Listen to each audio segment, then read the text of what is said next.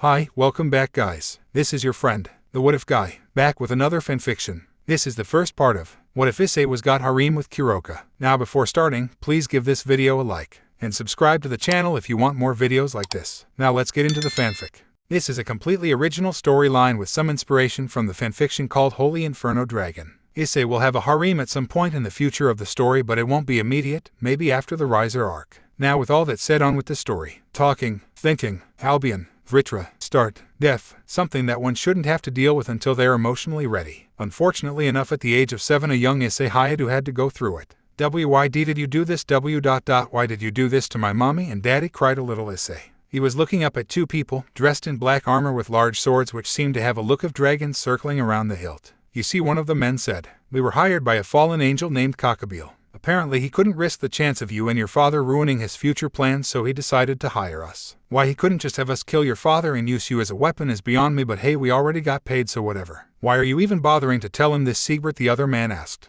"We're just gonna kill him anyways." "Yes, but I can't help but love the look of absolute fear in my target's Xander." It was absolute fear he wanted, and that's exactly what he got. Issei was too scared to even move from the floor of his home. All he saw around him was the white walls of his home and the dead bodies of his parents. He didn't even understand why this was happening to him. Who is Kokabiel? How were they a threat in any plan? All he knew was that his father was a lawyer and his mother was an accountant. They couldn't ruin any plans. "How could we ruin any plans? We're just regular people," Issei cried out. This was the first time that Issei yelled at someone with absolute hatred. But he didn't care. All he wanted was to be reunited with his parents. "Regular people, you say? That's just barely true, since your mother is the only one in your family who's normal," said Siegbert. What do you mean?" asked Issei. "Foolish child, you really didn't know how well. Since you're about to die, I'll have the decency to explain why. You see, your father is a dragon, the grandson of the White Dragon Emperor to be exact. From what we have been told, he came to the human world to live life away from the supernatural 20 years ago. He eventually met your mother, got married, and well, the rest is history." Issei didn't understand how this was possible. His father was a dragon? No, he's just a boring lawyer, that's all. No, you're lying. There's no way that my dad is a dragon, it's impossible," Issei said, not willing to believe what this man has said. "Open up your eyes, child. Haven't your parents been secretive at all?" Xander asked. As he asked that, Issei did realize that he has been restricted, to the point that he's been watched at all times by his parents. He's never been allowed to be around fire, never was allowed outside the house unless his father was with him. Hell, he was homeschooled and was never allowed to interact with any kids his age. He realized that his parents would always keep things away from him. Whenever he would ask why he couldn't do all these things, they would just say it was for his safety. "As I thought, you were never told about your true heritage. Too bad that you learn about it as you are about to die." As Xander says this, he raises his sword to execute Issei. "Mommy, daddy, now we can be a family once again," Issei thinks as he starts to cry. "Not yet, young one." When Issei heard a voice of a stranger person, he decided to look up, confused at why he wasn't killed right then and there. That's when he saw a woman who seemed to be around the age of 20 to 25. She wore a black gothic dress with a purple ribbon on the back and had long black hair. She seemed to be unafraid that there were two men with swords and armor in front of her, but that's when Issei saw what was happening to them.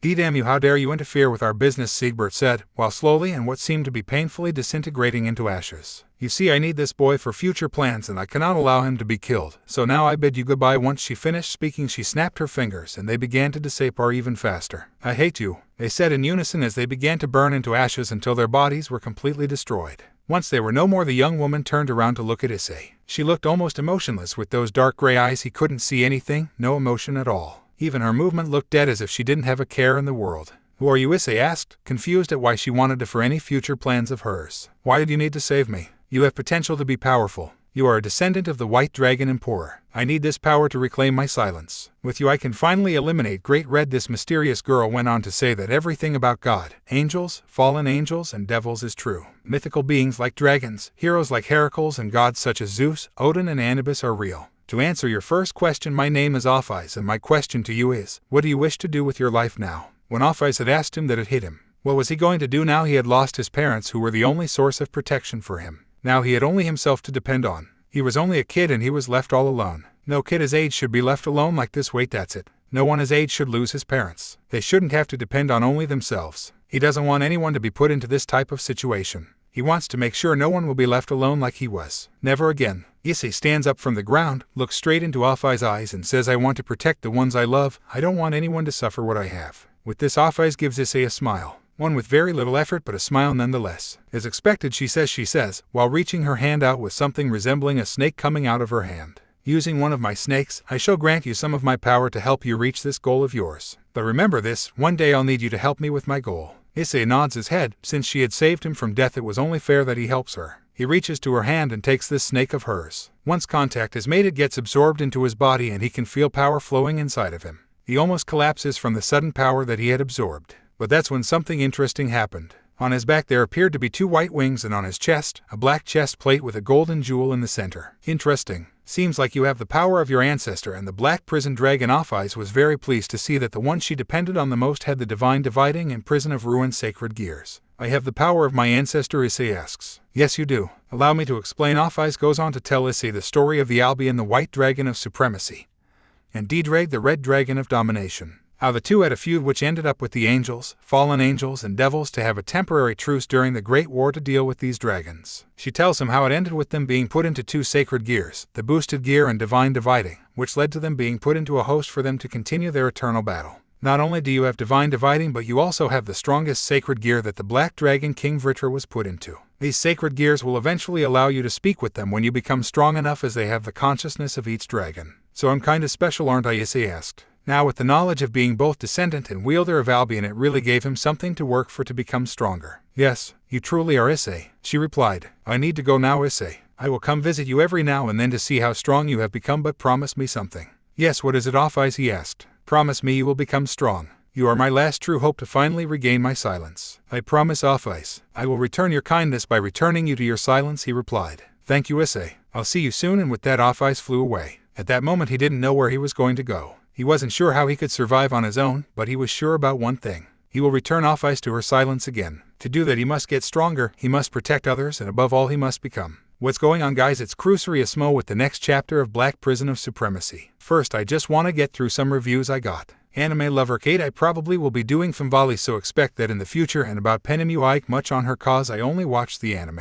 Feel free to PM me to give me info about her so I can think about it. Ryujin96, we went over this in a PM, but I'll talk about it here for everyone else. It's Black Dragon Emperor, and it will be explained in this chapter. I will add Gabriel, but maybe without the Yander part. Roswace and Zulan will be in the Harem. Finally, Ophis is an adult, and I fixed that mistake in the first chapter. Zofia Hayadu, she will be in the Harem. War Historian, I'll probably be doing that. Alright, time to get into the story. Vritra talking. Albion talking.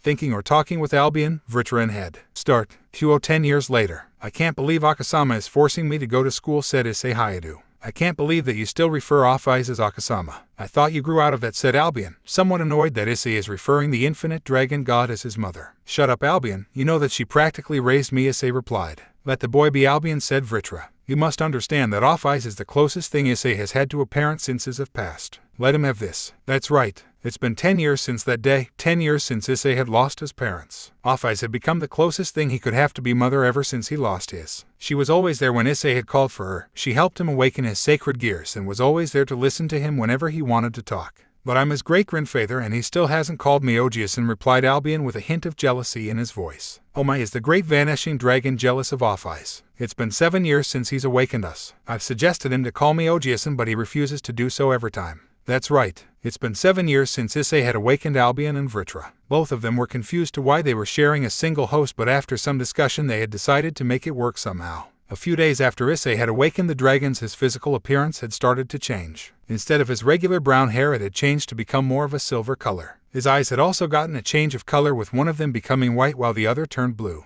It was assumed by both dragons that Albion would have an effect on Issei's physical appearance, while Vritra would have an effect on his sacred gear. This turned out to be true because his balance breaker with divine dividing ended up being black with purple jewels instead of white with blue jewels. While Issei was listening to the two bickering dragons, he was getting ready for school. He got changed into his school, which consisted of a black blazer over a white dress shirt with his favorite white shirt with black stripes. While he was walking towards his new school, the bickering between the dragons had ended and Issei decided to enter the conversation once again. So why did Akasama decide to put me into school again? Ophis thought it was a good idea for you to have an actual social life with regular people. So far all you've done is take some jobs hunting people down, and that's not so healthy if it's the only thing you do besides train, replied Vritra. That's not completely true. I would say that I have a good social life with Kuroka. Ah yes, that's a completely normal social life you got there. Every time you two reunite you mate for hours on end. It's not only we hang out and do stuff that regular couples do as well. Yes, but this regular couple is comprised of the current white drag. Black Dragon Emperor. Since Issei's balance breaker was colored black, much to Albion's dismay, Issei wanted to be known as the Black Dragon Emperor. Fine. This regular couple is comprised of the Black Dragon Emperor and a fugitive wanted by the devils. Issei knew that Kuroka was a wanted criminal by the Devil Society, but he didn't care at all. She recently told him that it was true that she killed her master, but the devils didn't know why she did it.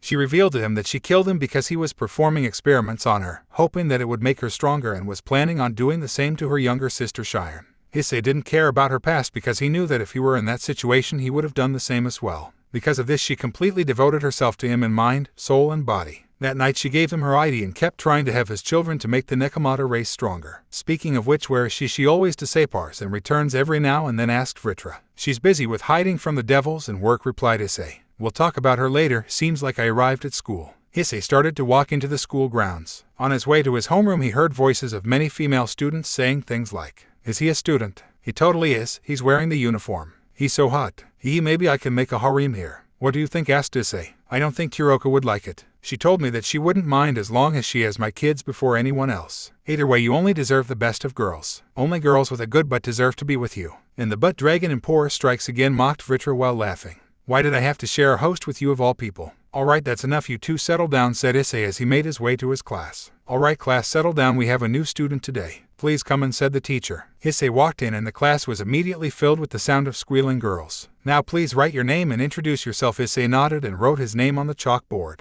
My name is Issei Hayadu, please take care of me, introduced Issei as he bowed his head. Good, now feel free to take any seat available. Issei nodded and went to go sit next to the window. He wasn't paying much attention in class, but when the teacher did ask him a question he would answer it correctly. Throughout the class he did notice a girl with short blue hair staring at him every so often, almost as if she were evaluating him. After a while he decided to ignore her and move on, but he did notice that she did have some devil aura within her, so he decided to ask Albion and Vritra about it. Hey guys, why is it that this girl has the aura of a devil, asked Issei. I'm surprised that you haven't figured it out yet. This town had been under the control of devils for a while. That is correct. From what I know, it's under the control of the next heir Gremory, with the heir of Citri also living here. Oh great, there goes my normal social life, replied Issei, somewhat annoyed that he has to deal with the devil faction now. Time went on and lunch had begun. Issei decided to eat outside next to a tree. After a while of eating he had noticed two male students running away from what seemed to be the entirety of the kendo club. Wanting to be entertained, he decided to use some magic to trip them and see how badly they would get hurt.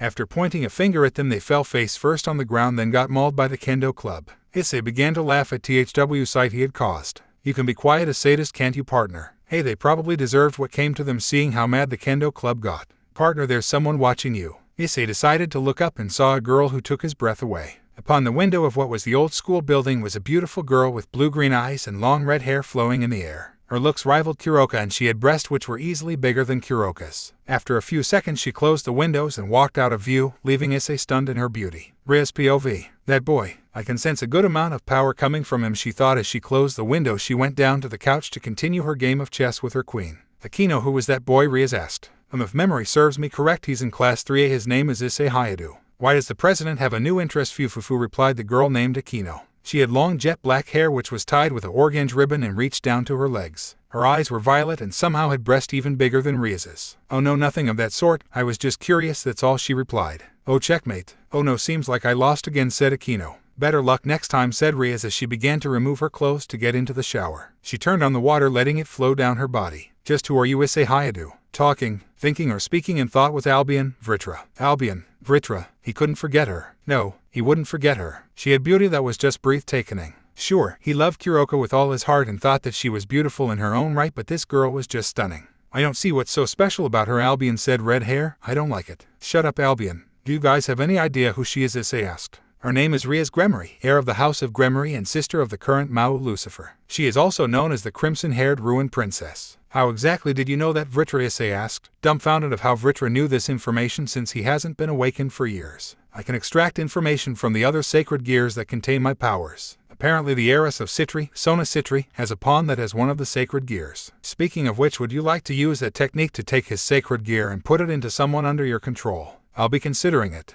It would be a major asset to have someone with your power under my control. It would also be a huge problem if I just take his sacred gear since he is serving the heiress of Citri. With that aside, what else can you tell me about Ryerson? Sorry for interrupting your little conversation, but it appears that your lunch period is over. Time to make your way to class. You two can continue this later. Issei got up from his resting spot and made his way to his class. He didn't know why, but he just couldn't get her out of his mind. But there was something about the situation that bothered him. Why was she staring at him? Obviously she saw him use magic on the two guys, but it seemed that she was assessing him like that other girl in his class. But why did she sense his draconian aura, or did she sense his sacred gears? He didn't know which was, but it kept bothering him. But for now he decided to deal with that later and get to class. The rest of the day went on slowly as he was forced to listen to the boring history of the world. Issei wasn't paying attention at all during class. All he was doing was staring outside at the tree he was resting on earlier. For a regular person these lessons might be interesting, but he wasn't regular person at all. Issei had been told many stories from all the mythologies and was a fan of many of them, so the history of the human world didn't give him any interest. He wondered why some humans would want to learn more about the past anyways. Hayadu dozing off. Are we? Tell me, what date of the invasion of Normandy during World War II? The teacher asked.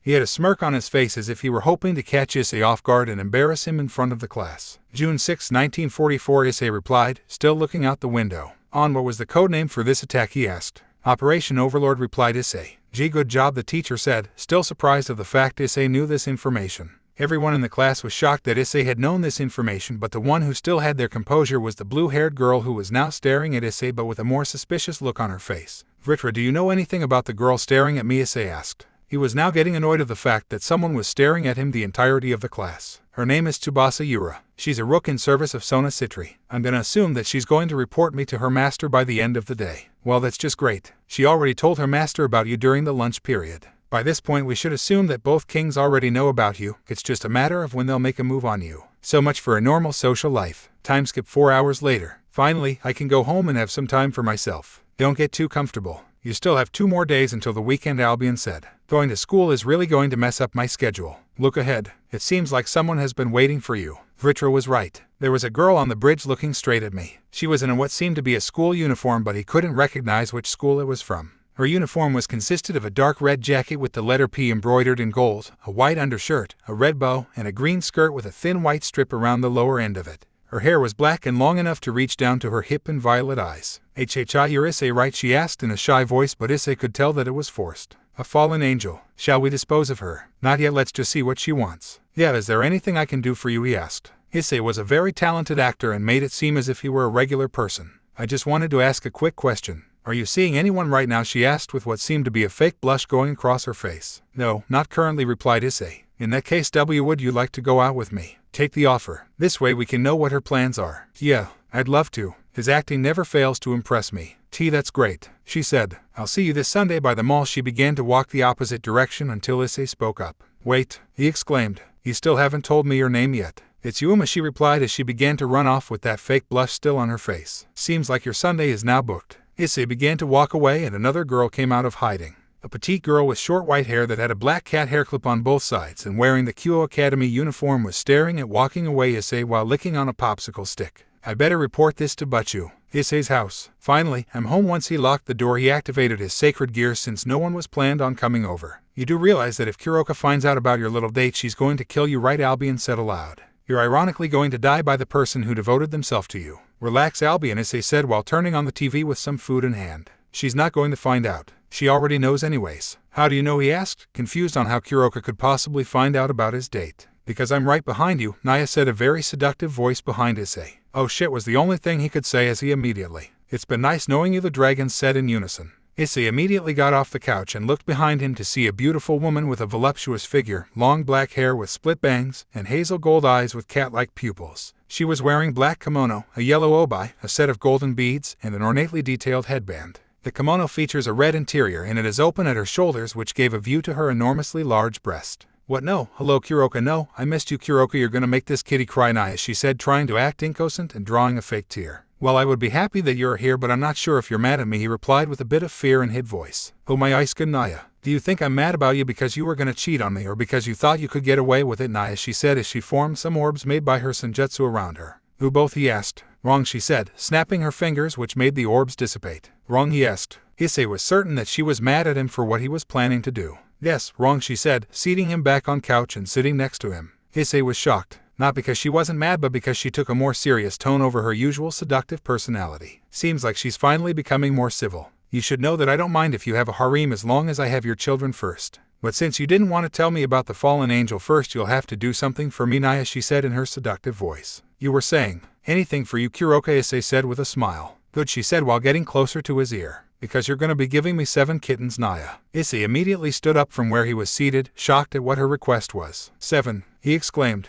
Oh yes, that's not enough, how about 10, Naya? Wait, what? You want 12 then? Shut up. I'm done talking, Issei said defeated. Naya, haha, don't worry, Issei-kun, we won't have our hybrid babies for a little while longer. With that being said, we could always get some more practice in, you know, Naya, she said while pushing her breasts together, making them look larger. Issei loved her breast and she knew it. Much to Albion's dismay, he has always been more of a breast man rather than an ass man like Albion. She would always take advantage of this weakness of his, either get her way with him. But this time Issei would be the one in control as he laid her on the couch with him hovering over her. You know, when we do have our kids, they'll look beautiful because you'll be the mother, he said, looking straight into her eyes. He then ate her French style, which led their towns to battle for dominance. Issei wouldn't let her win this battle, so he eventually overpowered her, which got her to release some moans within the. After a few minutes of ing, they separated so they wouldn't pass out from the lack of air. They began to lovingly stare into each other's eyes until Kuroka chose to break the silence. You really know how to make a girl feel special, don't you, Issei-kun? What can I say? I guess I've known you for so long that I know how to take care of you, he replied. It's just us two, let's have some fun.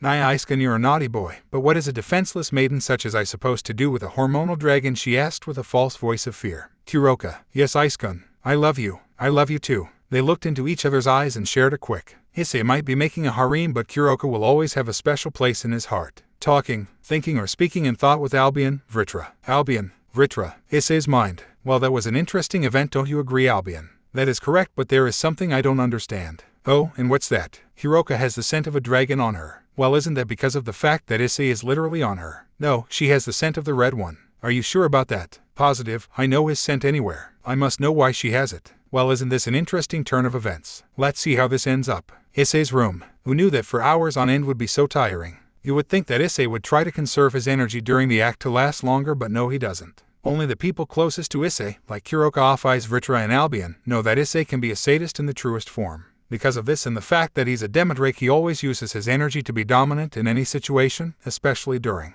However, the aftermath of this always leaves him tired the next morning, which leaves him vulnerable to any of Kuroka's teases, which leaves him at his current situation now. Oh my Issei-kun, Naya, Kuroka said as she was currently on top of an immobile and very nude Issei. Like always, you used up all your stamina trying to dominate me. I'm not complaining though, I love being controlled by you, it's always a pleasurable experience, Naya. What can I say? I aim to please, said Issei. And as always, you are successful at pleasing this kitty, but now it's my turn to be in control. Kuroka started with rubbing her breast in a circular motion on his bare chest. Issei had always loved the feeling of her bare chest on him, even if it meant that she were to take control of the situation. He would never pass up an opportunity like this. You like this feeling, don't you, Issei-kun? Issei nods affirmatively. Then you're going to love this. Kuroka starts to lean in closer to his neck and begins to leave some ease, then starts to on it with passion. After a few minutes of her ing on his neck, she gave it one final and got up to inspect her work, only to have a disappointed look on her face. You should know that my skin is too tough for you to leave a mark, Issei said. One day I will mark you as mine, replied Kuroka. Even though you're letting me have a harem, you're quite possessive, aren't you? I just have to make sure your future harem knows who's your favorite. Kuroka looked like as if she were about to cry at the thought of being replaced by other women.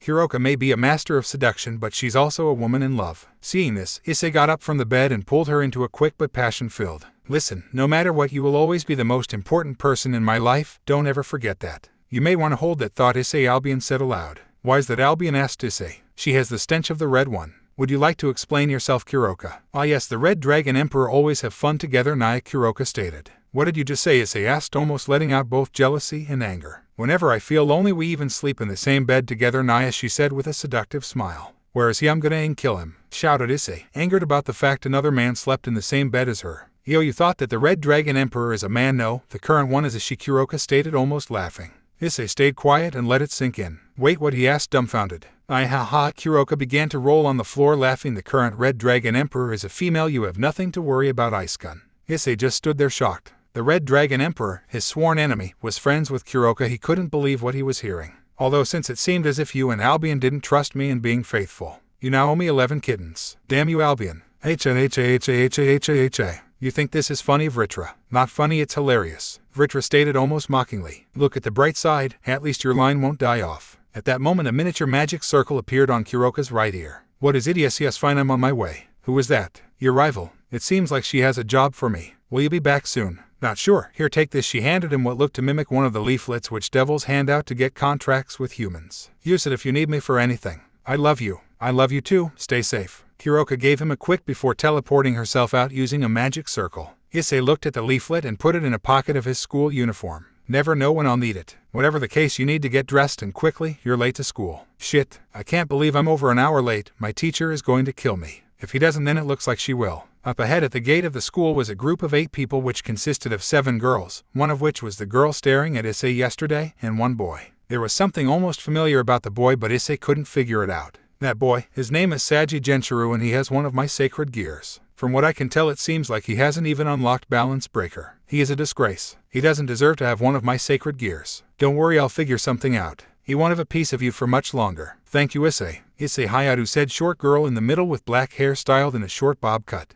My name is Sauna Shitori, the president of the student council. Can you explain why you are late to school today? Shidorai-senpai, please forgive me. I simply overslept, he said. I see. You are new to this school, so I'll let this slide this one time. But remember that I won't be so forgiving in the future. Hi, thank you, senpai. Issei walked away, but Sauna Shitori stayed standing there, watching him as he walked away. Rias was right, he does have strong power within him. It's only a matter of who gets to him first. What shall we do now? They know that you have strength within you and will try to make you a part of their peerage. I know that at least one of them know about the date I have with Yuma, and I bet that they think that I'll get killed and try to revive me as their servant then. So what exactly is your master plan? All that I have to do is try to get her to fall in love with me, tell me about her plan, and then try to become allies with the devils. And what of the boy? Either his master and I can come up with a deal, or I'll have to deal with him forcefully. You're lucky he isn't a servant of the Gremory girl. The House of Gremory is known to treat their servants like family, so it would be unlikely for her to hand one of her own over. That's true, but we have another situation we must deal with first. What is it? You're going to have to reveal that you have a sacred gear eventually, but the question is which one.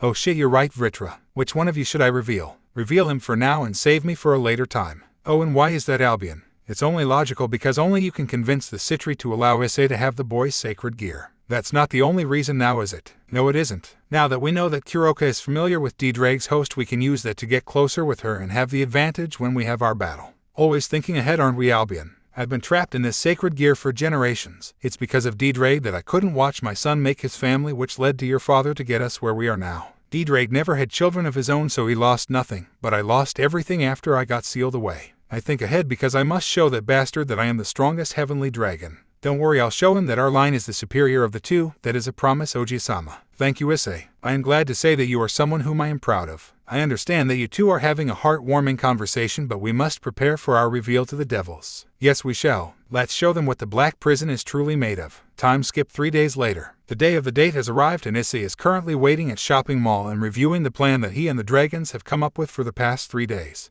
Remember, Issei, you must get the fallen angel to fall in love with you by the end of the date. If you fail to do so and she tries to kill you, we must eliminate her. I understand, Oji-sama, though I doubt that my charms would fail to seduce her. He makes a good point. Issei wields 2 draconic sacred gears and is a Demodrake on his own, so it would make sense that he were a chick magnet.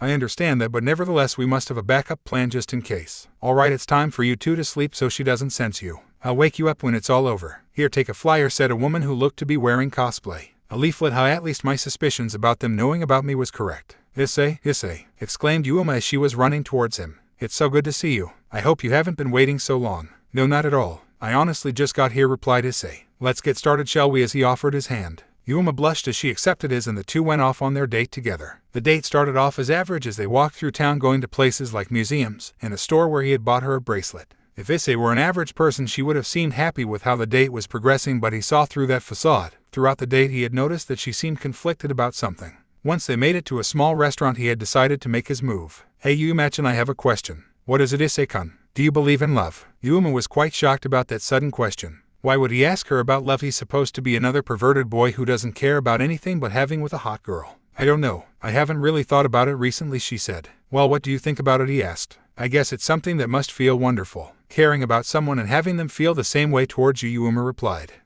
Seeing this gave Issei a genuine smile of happiness. He was glad that he didn't have to kill her and that she would most likely join him. I knew you were a fallen angel the whole time. You knew? She asked. Yeah, I knew the whole time. I just didn't know if you were going to follow through with your plan or not, but I'm happy that you didn't. Issei walked over to Rainier and gave her a passionate on the lips. When he did this, her eyes widened, but eventually she gave in and returned it. I know that since you didn't kill me, your comrades will probably come after you as well, but come with me, Rainier.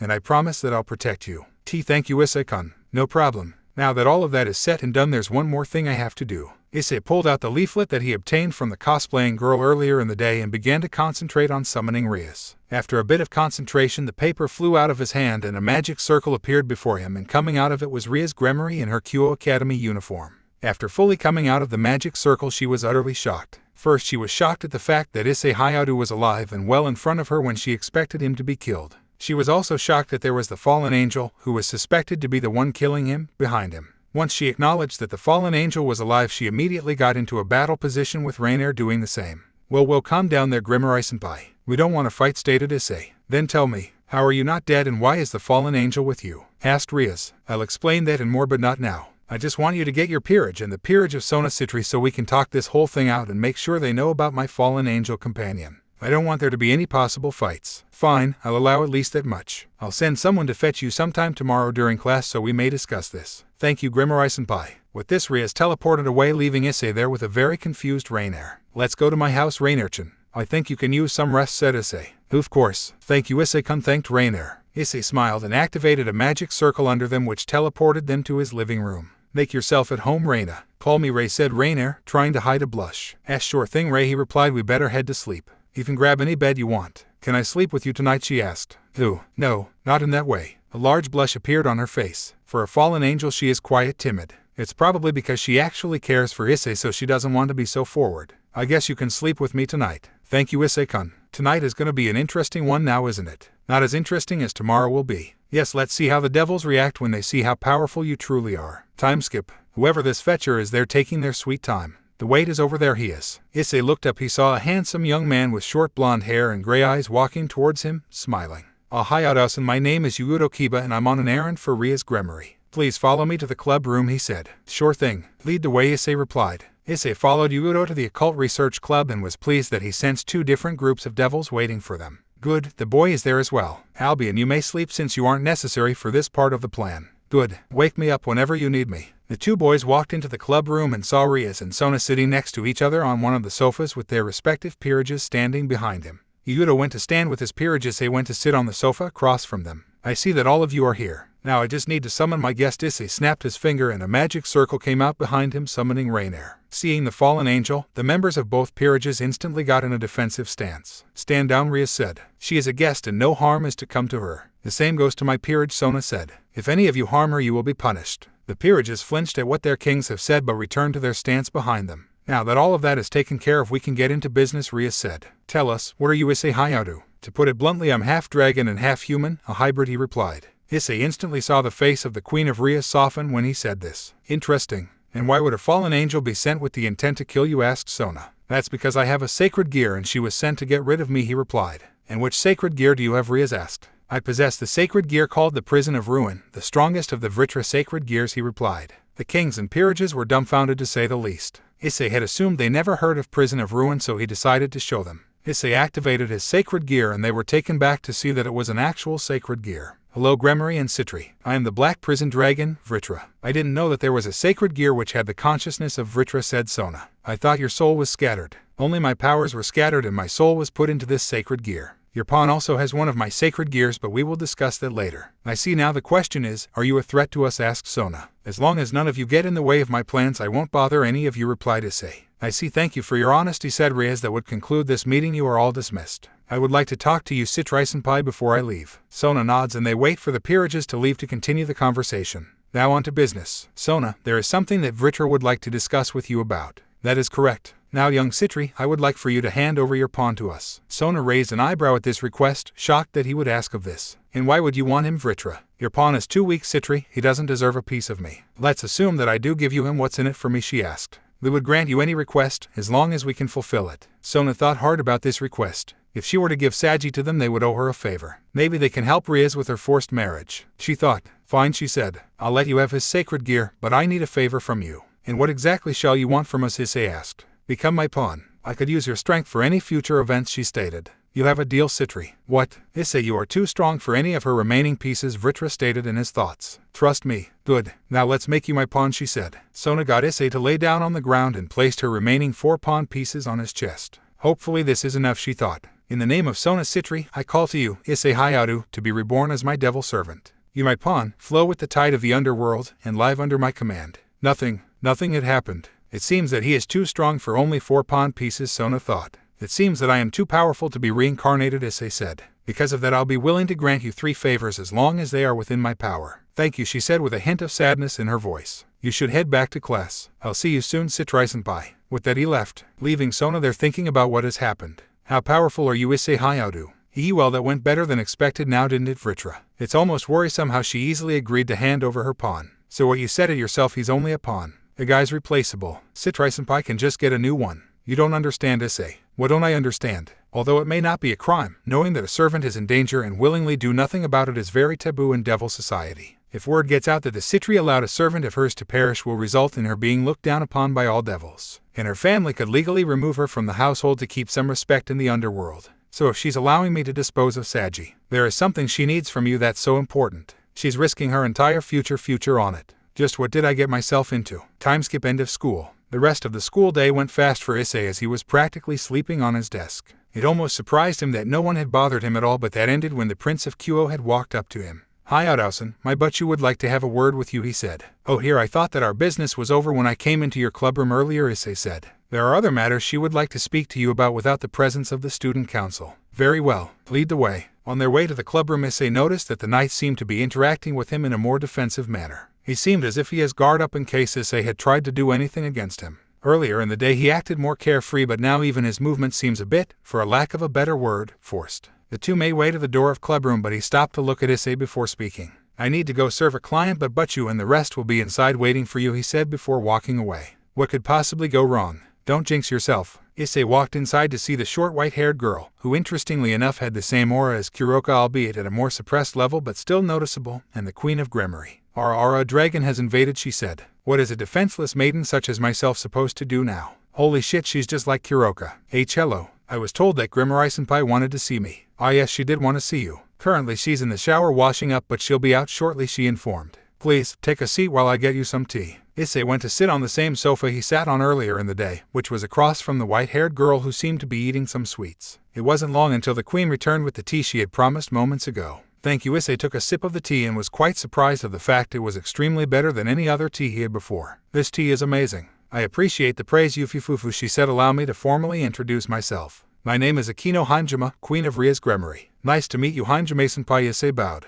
My name is Issei Hayadu, please take care of me. What a gentleman my koi is, she said while licking her fingers. Akino, please refrain from making any advancements towards him. Both Issei and Akino turned their heads to the shower door to see Ria's in her school uniform and using a towel to dry her wet hair. Sorry to keep you waiting, she said. I just needed to wash myself after a long day. I hope you didn't mind. It's no problem really. I'm just confused at why you needed to speak with me again. I thought that all your questions were dealt with earlier today, Issei said. Yes, most of my questions were answered earlier, but there are a few more I would like to ask without the company of the other peerage, explained Rias. First and foremost, I would like to introduce myself and my servants in a more personal manner. My name is Rias Gremory, heir of the House of Gremory. My queen is Akino Hanjima, my rook is Kaneko Taoju, and my knight is Yuudo Kiba, but he prefers to be called Kiba. Now this is my question to you, will you join my peerage and serve me as my pawn? Issei wasn't at all shocked that she would have asked him about joining her peerage. He couldn't blame her though. Earlier in the day she found out that Issei had a special sacred gear that neither she nor Sona had ever heard of. To top it all off, said sacred gear contained one of the dragon kings inside of it.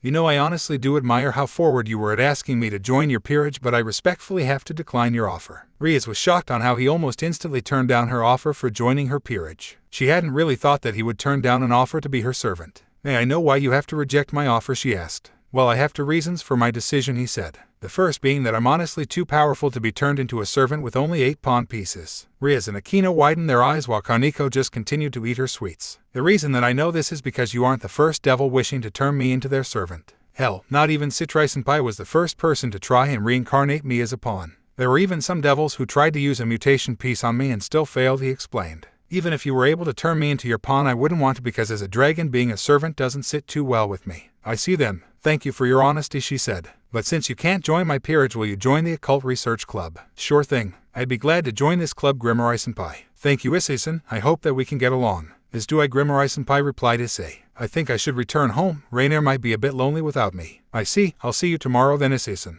I'll see you all tomorrow. Rias POV. Issei left the room and closed the door behind him, leaving Rias, Akino, and Kaneko to sit there in silence until Akino broke it. That went decently well. Wouldn't you agree? Rias asked Akino. Rias didn't reply. Instead, she summoned a miniature magic circle on her desk which made a hologram of Kiba within it. Kiba, he's on the move. Follow him to see what he does, but don't let him see you, ordered Rias. Hi Butchu, replied Kiba with the magic circle disappearing. Butchu, are you interested in our little Kohai Yufufufu? I just want to make sure he gets home safe, that's all, Akino. You never know if other fallen angels would attack him after the first one failed at their mission. Whatever you say, Butchu. Issei POV. Vritra, did you sense a bit of Nekomata in Karniko as well? Yes, I have, Issei. I'm surprised that you could sense it since it seemed almost forcefully suppressed. I know a Nekomata anywhere since I'm with one. And been in one many time. Of course you would say that Oji-sama. Can't say he's lying though, can you, Issei? That's what I though. Before Albion could finish his sentence, a barrier had surrounded him and left him trapped in the area. Who the hell would want to trap me? Issei asked aloud. That would be me, said a feminine voice. From the shadows there emerged a female fallen angel with long navy blue hair, and her attire consisted of a violet, trenchcoat-like top with a wide collar, a matching miniskirt, and black-heeled shoes. Much like a fallen angel, the top of the trenchcoat was open to give off a very pleasing view of her breast.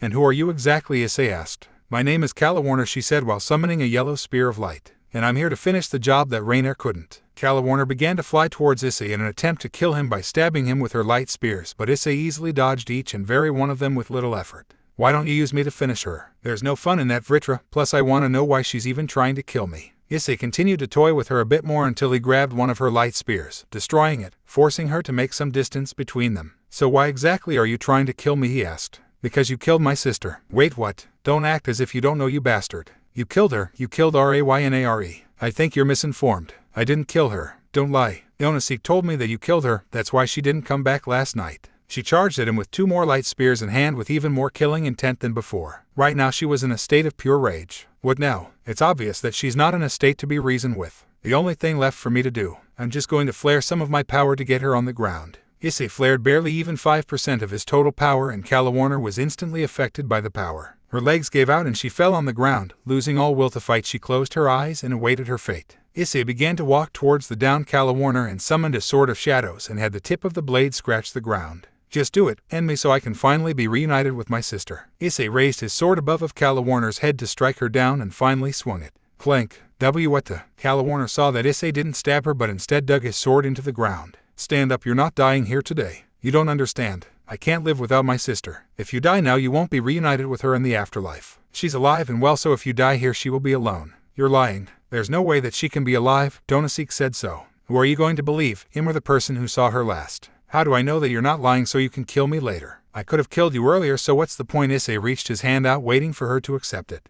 Fine, but if you're lying, I'm gonna kill you. She took his hand and Issei used magic circle to teleport. Both him and Calawarner were sent to his home to see Rainier. Something they were unaware of though, was that Kiba was watching the entire thing. He was completely shocked to feel the power that Issei showed off and wondered if he was holding anything back. I need to tell Butchu about this. Issei's house. Rainier was sitting on Issei's couch, watching TV while awaiting for the return of her Issei. That was when a magic circle appeared in front of her and she got into a defensive position because she didn't know who was going to come out of the portal. When she saw that Issei came out of it, her defenses dropped, but it was the second person with him that surprised her. Calawarner, Rainier asked, dumbfounded. Raynare. Calawarner exclaimed while crying in her arms. I thought he killed you. You see, I didn't lie about killing her. At this point she's too special for me to let her die, explained Issei. Rainier immediately began to blush all over her face hearing what Issei said, but then it hit her. Who told you that I died? Rainier asked. Donosik did, answered Calawarner. Donosik told me that the kid you were sent to kill killed you last night. I sensed some irony in this. Shut up, Vritra. Excuse me from cutting into this reunion, but what are you going to do now? Calawarner-san, Issei asked.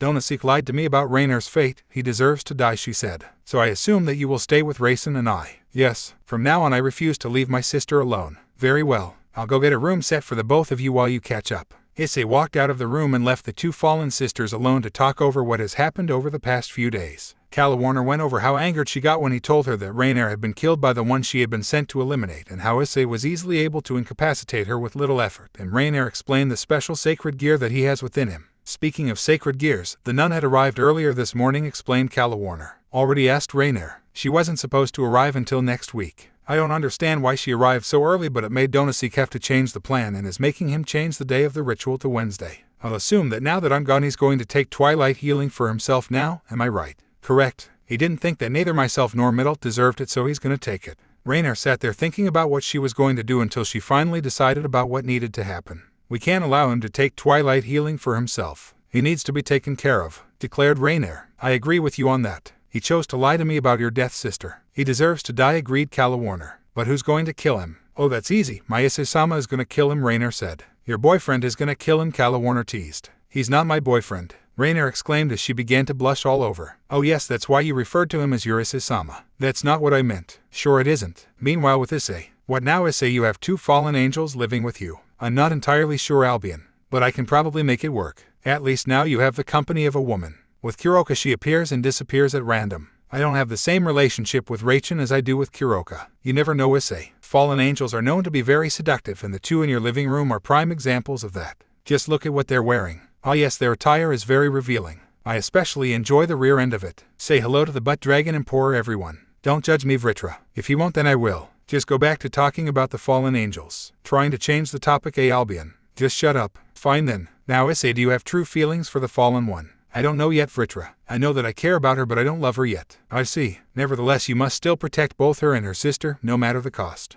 That is something I swear on doing. You can count on me, Vritra. Good. You are truly becoming a real man, Issei. Thank you. I think it's time you go speak with them. You're right. I'll speak with you both later. Issei went to talk with the fallen angel sisters about what their future plans now are. Alright, I got your rooms ready so you guys can sleep tonight, said Issei. Thank you, Issei-san. I can't explain how grateful I am, said Kalawarner. Issei-sama, is it alright if I sleep with you from now on? Rainier asked shyly. How bold of you, Rainier. I'm not going to be getting any nieces or nephews soon now, am I? Kalawarner teased. 2 have no idea what you're talking about, exclaimed Rainier. Kalawarner began to laugh uncontrollably at how Rainier got embarrassed about her teasings. Issei enjoyed the sight he was seeing. Not because Rainier got embarrassed, but instead it was because how shy she got about the question she asked him. Racin, you can sleep in my bed whenever you would like. No need to be so worried about it, assured Issei. Thank you, Issei-sama, said Rainier. Speaking of which, I think it's time to head to sleep. I'll see you in the morning, Kalawarner-san. See you in the morning, Issei-san. Kalawarner walked closer to Issei and whispered seductively in his ear. Please be careful with my sister. It's gonna be her first time.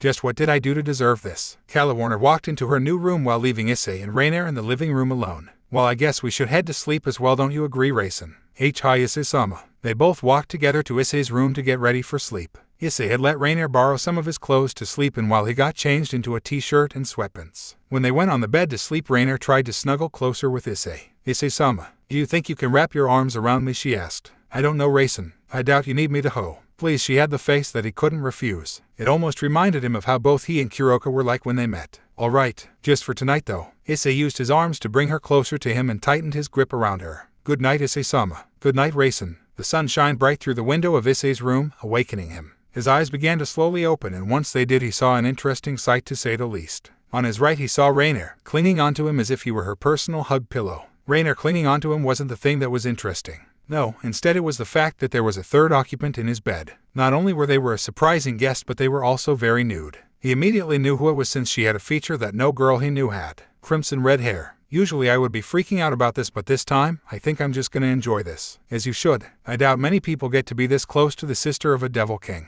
That is very true. From what I know, he is very protective over his younger sister. I can probably take him on. No need to worry about me. I don't doubt that you can, but he's not a super devil for nothing. Worst comes to worst, I have to use my true form. Let's hope for both your sakes that it won't come to that. Just deal with the girl, she's waking up. As Vritra stated, Riaz began to slowly wake up from her sleep. Her eyes fluttered open just to see Issei staring at her. Oh, good morning, Issei. Good morning to you too, Riaz. Curious to find out why she's in his bed to begin with, Issei decided to get straight to the point. Why are you in my bed? Naked at that? Straight to the point, aren't we? Well, to say the truth, I had Kiba follow you home yesterday after you left the club room. When Kiba told me what happened between you and the second fallen angel, I decided to wait a bit to confront you about it, but I saw how you and your little friend here sleeping, and I decided to join in as well. And you sleep in the nude? I prefer sleeping in the nude, appalled Issei at how simply Riaz could have answered his question. He could have sworn that he heard the 2 dragons laughing in his head once they heard her answer. Why do you not find my body fascinating? That's not it at all. It's just not every day that a beautiful woman such as yourself shows up in my bed in the nude. Well, aren't you a charmer? Riaz gave off an almost seductive smile, which almost made Issei go after her if it wasn't for the fact that Rainier was still sleeping to the right of him. I wonder how many other girls you've seduced. Are you saying that my seduction is working? A large smirk grew on Issei's face, seeing that he was potentially successful at seducing someone he has been secretly lusting for. Riaz gave him a very sweet smile, almost an innocent one without a seductive look to it. It looked as if she were doubtful about something until she gave a sincere answer. Maybe, it just might be working. This answer was enough to satisfy Issei. He knew that there was a part of him, that cares about Riaz, but he didn't know why. It was from the moment that he saw her that he was immediately captivated by her. It wasn't just lust for her that he felt, it was something deeper. But he couldn't be too forward just yet. How about you go downstairs and get ready for school? That way we can walk together, he suggested. She got out of the bed and walked towards the door while she collected her clothing. When she got to the door, she looked back at him before exiting. Don't keep me waiting too long, Issei. Issei stayed in his bed for a few seconds until he got up, as slowly as possible to not wake up Rainier, and started to get changed into his school uniform. While he was getting ready, he began to think about what has happened. So the carpet does match the drapes. Are you seriously that clueless? No, I'm not. I noticed it too. Albion, you should know by now that clueless people are something he hates. Not as much as innocent and naive people, but still. I did notice that she seemed almost hesitant about accepting my advances on her. The reason why is a mystery to me. Perhaps there is something that's currently haunting her, hindering her ability to accept any advances, but not hindering the ability to be a tease. Being a tease and having the ability to care for someone are very different. One can show you a false form of love at night but can't show true love at day. Fine, you can be his mentor in battles of love. Wake me up when he has a true battle. So, oh wise one, what do you suggest I do? You need to get her to open up to you. Maybe telling her the story about your past can do the trick. And how shall I explain that my adopted mother is the Ouroboros dragon? Don't specifically refer to her by name. Now go get to work. You make it sound so easy. Once Issei was finally finished getting dressed, he went down to the living room to see that Riaz was in a conversation with a hologram of Sona hovering in front of her. Instead of being a good person and informing them that he was there, Issei decided to listen to the conversation. Sona, I don't understand why you're so insistent on why you don't want me to interact with him, Riaz exclaimed. From what your knight told me, he's too dangerous for you to be around him unprotected, Sona explained. He has a power that we can't even comprehend. You aren't safe around him. Sona, you have nothing to worry about, Riaz assured. From what I can tell, he could be harboring some feelings for me. I make it that obvious, Issei thought. That makes him more dangerous, Riaz. He could possibly be planning to take you by forceful means. For someone who wants favors, she seems to be very untrusting of me. He isn't like that, Sona. If he were to kidnap me, he would have done so by now. He's a protector, not a monster. Why do you even care about him, Riaz? As long as we didn't bother him, he wouldn't bother us, so why are you even with him? Riaz seemed hesitant to answer her question. It was as if she either had no answer or an answer she couldn't accept. We'll speak about this later. I'll see you at school, Sona. Riaz ended the call and continued to sit there, silently. Issei decided to come out of the shadows and went over to Riaz and called out to her. Riaz was immediately surprised that Issei called out to her when she wasn't expecting him. After her shock, she stood up to see Issei behind her. I think it's time for us to get going. Scene break. After a very eventful morning, the both of them began to make their way to school.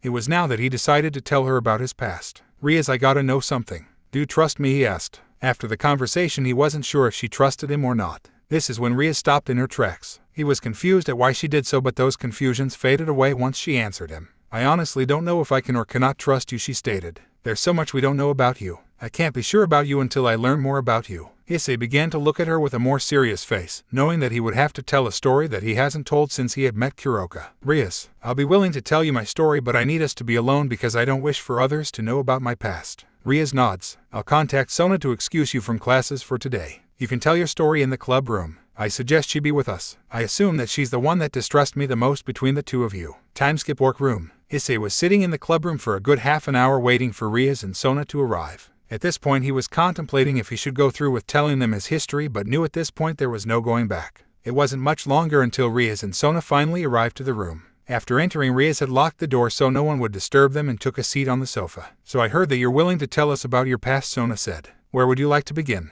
I think it would be best if I were to start from when I was first introduced into the supernatural world, Issei said. When I was 7, my parents and I were attacked by 2 dragon hunters by the names of Xander and Siegbert. They acted cowardly, attacking us when we were simply relaxing together. They quickly killed my father, with my mother being killed soon after, leaving me covered in there with no idea why they had done this. Before they chose to kill me, they decided to tell me why they had killed my family. Apparently Kokabiel had hired them because he was afraid that either my father or I would become a threat to his plans in the future. Once they finally decided to kill me, they were killed by my now adopted mother. She raised and trained me to become who I am today. Both Riaz and Sona were left speechless at this story. It looked as if Riaz was about to shed a tear. But after recovering from her shock, Sona asked a question he wished that she hadn't. Who was the woman who had saved you? Oh shit, why did she have to ask that? Give her a false name. They'll need to give them this information. No, if I'm going to get them to trust me, I need to tell them everything. If that is what you wish, then go ahead. I'll tell you, but I need you both to promise that you won't tell anyone. I need this to stay between us both. Riaz and Sona nod to this. My savior was Ophis. Their eyes immediately opened at this. To say that they were shocked truly was a major understatement.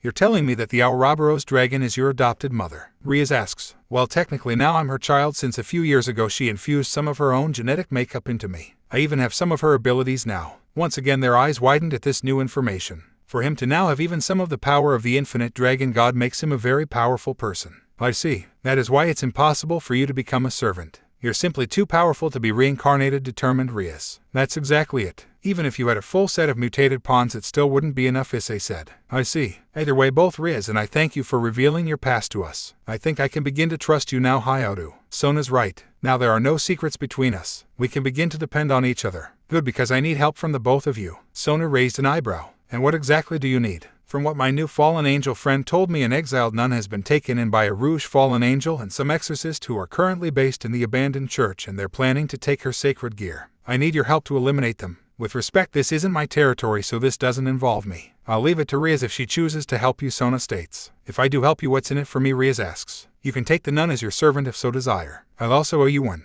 After some thought, Riaz nodded to give him her assistance. She needed both his future favor and a new servant for some future use. The ritual happens tomorrow night, so you should inform your peerage about what's going down. Are we going to meet here or will we find you fighting already? You'll most definitely find me there already. I'll see you there then. Time skip. For wanting to kill whoever don't seek is those two sure are taking their time, Issei thought, annoyed at how long Rainier and Calawarner were taking to get ready. Give them time. They'll be down at any moment. Almost immediately the two fallen angels came down to the living room to depart to the abandoned church. I assume that you both are ready now, he asked. They both nod. Alright, let's get going then. Issei summons a magic circle, teleporting the three of them to their destination. Once they arrive, they're surprised to find that no one is guarding the outside of the church. You know, I would have expected at least some exorcist out here, but this is just disappointing, Issei says. As have I, but it seems as if they didn't expect anyone to interfere with the plan, Rainier said. Let's see if there's anyone waiting for us in the inside, Calawarner suggested. The trio begin to make their way into the church just to see a single exorcist waiting. Immediately after seeing him, both Rainier and Calawarner cringed.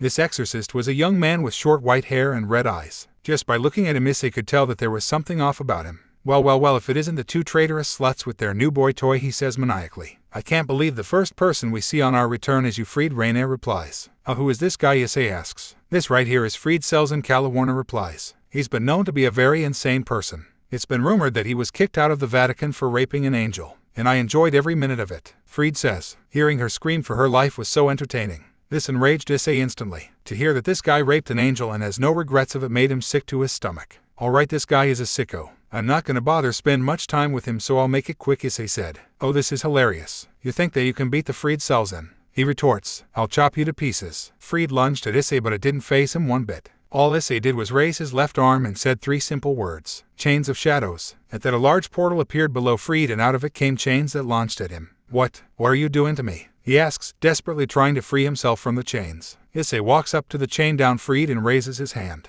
Trash, like he doesn't deserve the easy punishment of death. For all the sins you have committed, you shall spend eternity suffering in the prison of shadows. Goodbye. With a snap of his finger, the chains bring Fried down into the portal, devouring him and making him suffer without the privilege of being killed. Issei continued to stand there, clearly still enraged, while Rainier and Calawarner stood there, shocked on how Issei had decided to deal with Fried. Unlike Riaz and Sona, the two fallen angels don't have any idea of his past or his power. After the passing of the shock, Rainier decided to walk up to him and give him a hug from the back. She didn't like the more brutal side of his. She wanted him to be the sweet guy who took him on that wonderful date a few days ago. Issei, she said, this isn't like you. Please bring back the man I fell in love with. Once contact was made between the two, he slowly began to calm down. The anger within him began to subside and his carefree side began to return. Why did you go this far? She asked. Why didn't you just kill him? He didn't deserve the luxury of death, Issei replied. After what he did, he deserves to suffer. But why did you get so enraged after I told you what he did? Calawarner asked. Issei was very hesitant to answer, but he decided that they deserved to know. A few years ago, when I first started to train and get stronger, I was attacked by a group of fallen angels. I fought long and hard, but I couldn't last that long. Once they were about to finish me, an angel came down and saved my life. She took care of me for the next few days until I left. I guess it angered me that Fried could have done that to a pure fallen angel and had no regrets of it. If fallen angels have caused you pain, then why do you treat us nicely? Calawarner asked. Over time I learned that not all fallen angels are evil. Like you too, there can be good fallen angels who I can care about. Rainier instantly began to blush when Issei said that he cared about her. It crossed her mind that maybe the two could be together in the future. If the two of you are done flirting around, we have a nun to save, Calawarner said. We weren't flirting, Rainier retorted. Yeah, whatever, let's just get to work, replied Calawarner. And where exactly are the rest of the exorcists? Issei asked. They should be in the hidden chamber downstairs. I know the way down, follow me. Issei followed the fallen angels to the hidden stairway in the center of the church to hear screams echoing from the bottom. The ritual is almost over, we need to hurry, Rainier exclaimed. The trio ran down the stairwell and saw dozens of rouge exorcists around a male fallen angel holding a green orb of light with 2 rings in it. The screams of the girl was dying down and her body was lifeless. You're too late, the man said. Twilight healing is now mine and no one can stop me. That's where you're wrong, Donaseek, Calawarner replied. By the time the sun rises, you and the rest of these traitors will be begging for mercy. Oh, is that so? It's only 3 of you against my army. You can't defeat us. Wrong once again, said a voice behind the trio. Issei and the 2 fallen angels looked behind them and saw Rias and her peerage, all in a battle stance. Ah, the heir of Gremory, it's an honor to be in your presence, Donaseek said mockingly. It's quite contradictory to say that after capturing an exiled nun and stealing her sacred gear now, isn't it, she said. Well, I guess you could say that, but it won't matter after you're all dead. Kill them, Donaseek ordered. Kill my servants and show them what happens when you mess with the house of Gremory, Rias commanded. Yes, President, her peerage said. The 3 servants went on to attack all the exorcists, cutting them down in a quick fashion. Now, if you don't mind, I'm gonna deal with their leader, Issei said, summoning 2 swords of darkness in each of his hands. Try not to hurt him too much, Issei, Rias requested. No promises, Issei winked. Issei finally released his dragon wings, which consisted of 4 total wings. 2 of the wings were purely white with beautiful scales on them both. The other 2 wings were as black as shadows, and within the scales had Ophis' signature infinity sign. He flew directly at Donaseek and swung his swords at him. The swords clashed with Donaseek's spear of light, but surprisingly to him the spear shattered. Donaseek flew into the air, dodging any other attacks that came his way. What's the matter, Donaseek? You scared already? Issei taunted. Shut up, you worthless dragon. I'll slay you where you stand, Donaseek yelled in rage. He lunged towards Issei and swung 2 new spears at him with the full intent of killing him on the spot. Every swing of the spear he made, Issei dodged it with little to no effort and continued to destroy them one after another. After this process was redone a few more times, Issei dodged a final swing of a spear and cut one of Donaseek's arms off. God damn it, you bastard, he yelled in pain. How dare you? Well, you were about to kill me, so I call that self-defense, Issei replied almost mockingly. Now time to choose what else I'm gonna cut off. Donaseek tried flying away and used twilight healing to heal his lost arm, but was interrupted when Issei flew up and sliced off one of his wings. Well, isn't that unfortunate? It looks like you lost your wing, Issei mocked. I hope you don't mind if I take the other. With a swing of his sword, Issei cut off the other remaining wing, leaving Donaseek screaming in pain. Please spare me, Donaseek pleaded. I bet the nun was also begging for mercy, yet you still killed her. It's entertaining at how these events turned out. Issei stood in front of the downed Donaseek,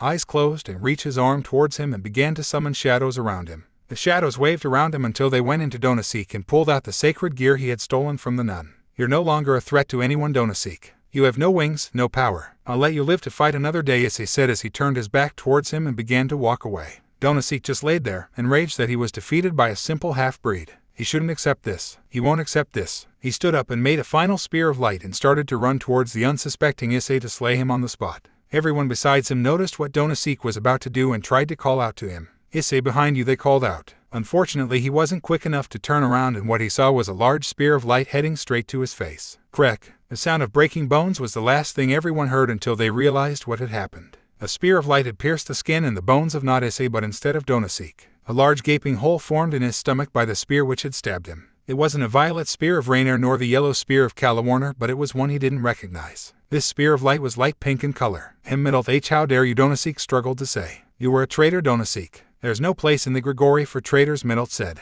Now die. She summoned a new spear of light and impaled it into Donaseek's head, killing him. Middle, I was gonna do that. You stole my moment from me, Calawarner said. You were just too slow, Calawarner, Middle replied. I think old age finally caught up to you. Ignoring the two, Issei began to make his way towards Rias and her peerage. I gotta thank you, Rias. Without you, I don't think either Rainier nor Calawarner would have survived this, Issei said. You're welcome, Issei, but I hope you're gonna keep your end of the bargain, she replied. It's time that I reincarnated the nun. As she was making her way towards the nun, Issei went in her way and stopped her. I don't think that she would be the best of servants, Issei said. And why's that, Rias asked. If she got herself tricked by the rogues, then it would mean she's too trusting. What if she gets tricked into betraying you? If she won't be my servant, then who will, Issei? You promised me. I know I did. I have the two perfect replacements. Issei began to walk towards Rainier and Calawarner with twilight healing in hand. Ray, I want you to have twilight healing and join Ria's peerage, he requested. But why? She can keep you safe as long as you're a part of her peerage. This way, if I'm not around, she can take care of you. Rias walked over to them and tried to help Issei convince Rainier to join her. You don't need to worry about how you're treated. My family is known to treat our servants like family, she explained. Can I stay with Issei? Rainier requested, trying to hide a blush. Of course you can. I won't take you away from him, Rias replied. Hey, interrupted Calawarner. If you make her your servant, you will have to do the same to me. If that is what you wish, I can't deny you of that, Rias said. Issei gave Rainer the sacred gear and Rias reincarnated both her and Kalawarner using 4 pawn pieces for each. Alright, I think it's time for everyone to head home, Issei suggested. You're right, I'll see you tomorrow at school, Issei replied Rias as she and her peerage, minus Rainer and Kalawarner, teleported away. Before leaving, Rainer and Kalawarner ran up to Middle to see where she was heading. Middle, where are you going to be going now? Rainer asked. I'm not sure. I might just go back to the Grigori, she replied. Why don't you come live with us? Kalawarner suggested. I don't think Issei would mind. Do you, Issei? No, not at all. I think I have an extra room for her, Issei replied. It's settled then. Middle is gonna come live with us now, Rainer exclaimed. Alright then, I'll gladly live with you guys. Thanks, you, Middle thanked. Let's go get you settled, Kalawarner said. The fallen angel trio went flying towards the house to get settled in, leaving Issei in the church alone. Aren't you going to follow them? I will, but I have to do something really quick. Issei went to the laying body of the nun and carried her outside. Once they got to the outside church, he dug a quick hole and buried her. She deserved a proper burial. No one deserved to have that done to them. I suggest you cast a spell on her body so she can't be reincarnated. You never know what could happen. You're right, I should. Issei summoned a magic circle and engulfed her into her, making it impossible for anyone to bring her back from the dead. Time for us to head home. Issei expanded his wings and flew back home, leaving the church in ruins with the dead bodies of all the exorcists laying around. Today was an eventful day. What's next? Why did she accept it so easily? Issei thought. What do you mean? Why was she so adequate with making Rainer and Kalawarner her servants? Well, one of them do have a sacred gear. There also is the added bonus of them being able to use spears of light, which are useful for raiding games. That may be so, but I'm surprised that she didn't disobey my wishes and revive the nun anyways. Perhaps she believes in quantity over quality. That wouldn't seem to be the case. If there were to be her philosophy, then she would have a full peerage rather than only 5 servants. I'll speak to her about it at the club room after class. It wasn't long until he had finally arrived to his home, unaware of what the girls had planned for him. Upon entry, Issei immediately saw the interesting view of Rainer, Kalawarner, and the newcomer Middle waiting for him in the living room of the home. What made this view interesting was the fact that Rainer and Kalawarner were in their very revealing lingerie. The two were wearing a very thin G-string accompanied with a bra which could be considered as a thin string with a patch of cloth to cover the nipple. What in Ophis name did I come home to? Issei asked. Is there a problem? Issei, Kalawarner asked in a seductive tone. Don't you like seeing us in this? Consider this as a thank you and an apology, Rainer said. I understand why you're thanking me since I welcomed you into my home, but why the apology? Issei asked. The apology is because we attempted to kill you, Kalawarner answered. Speak for yourself, Middle interrupted. I never tried to kill him. In fact, I even saved his life. She seemed to be very prideful about what she thought she did when in actuality she only saved him some time. You know, that spear of light that Donosik tried to stab me with wouldn't have done anything to me, Issei informed. All you did was save me the effort of killing him myself. You ungrateful asshole, Middle exclaimed. Either way, you should be grateful I did anything for you. A lower class being such as yourself didn't deserve to receive help from someone like me. How interesting. I never thought of you being at Tsundere, Middle, Kalawarner teased. Shut up, you old hag. At least I was able to get the job done by killing Donosik, said Middle.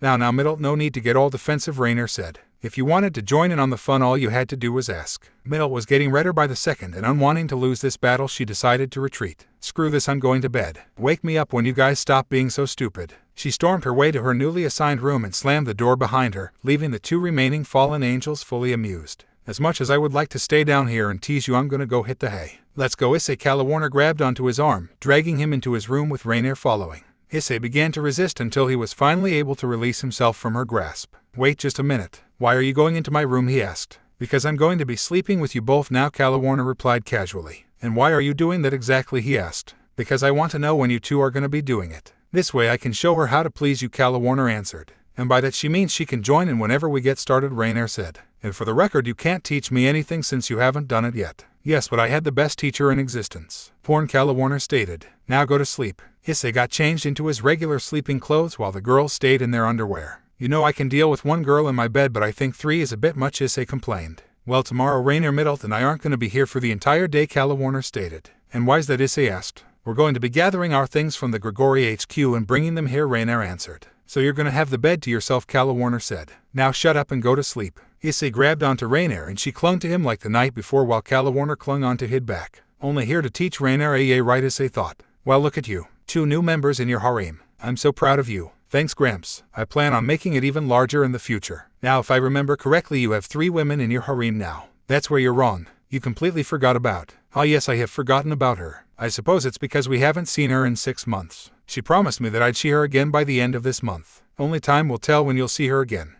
I guess. The next morning, Issei woke up from his slumber, surprisingly more exhausted than usual, to see that his companions weren't there. On the nightstand to the left of his bed there was a letter for him which read, Dear Issei, as you know Calawarner Middle and I have gone to the Grigori to fetch all of our possessions. We should be back at night if not the next morning. Try not to be too lonely. Love, Ray. How sweet. Love, Ray. Shut it, you albino lizard. H-A-H-A-H-A-H-A-H-A. What are you laughing at, you burnt snake? I swear, listening to you two bicker is worse than having to deal with Kuroka when she goes full on dominatrix. Don't remind us. We're still scarred from the last time. What do you mean you're scarred? I was the one getting whipped. Now don't get angry at me, hatchling. You still have to go to school. Yeah, whatever. Scene break. Issei had arrived to the school and did his new morning routine. Walk to class, foil the perverted duo's plans, get to class and pretend to be paying attention. Due to his heroic acts against the perverted duo, almost all the girls at school have now dubbed him as the Silver Knight. Ironic how the Prince of Kuo is an actual knight and isn't known to be won by the rest of the students, while Issei understandably considers himself as an emperor. Once in class, when the teacher began to talk about the French Revolution, Issei had noticed that Tsubasa once again started to stare at him like she did on his first day. The kings might trust me but doesn't mean the servants will. It's understandable as for they don't know about your history. Just what's it gonna take so they can start being trusting of me? Give it time, Issei. No need to rush these things. The class once again began to become even more boring as time went on.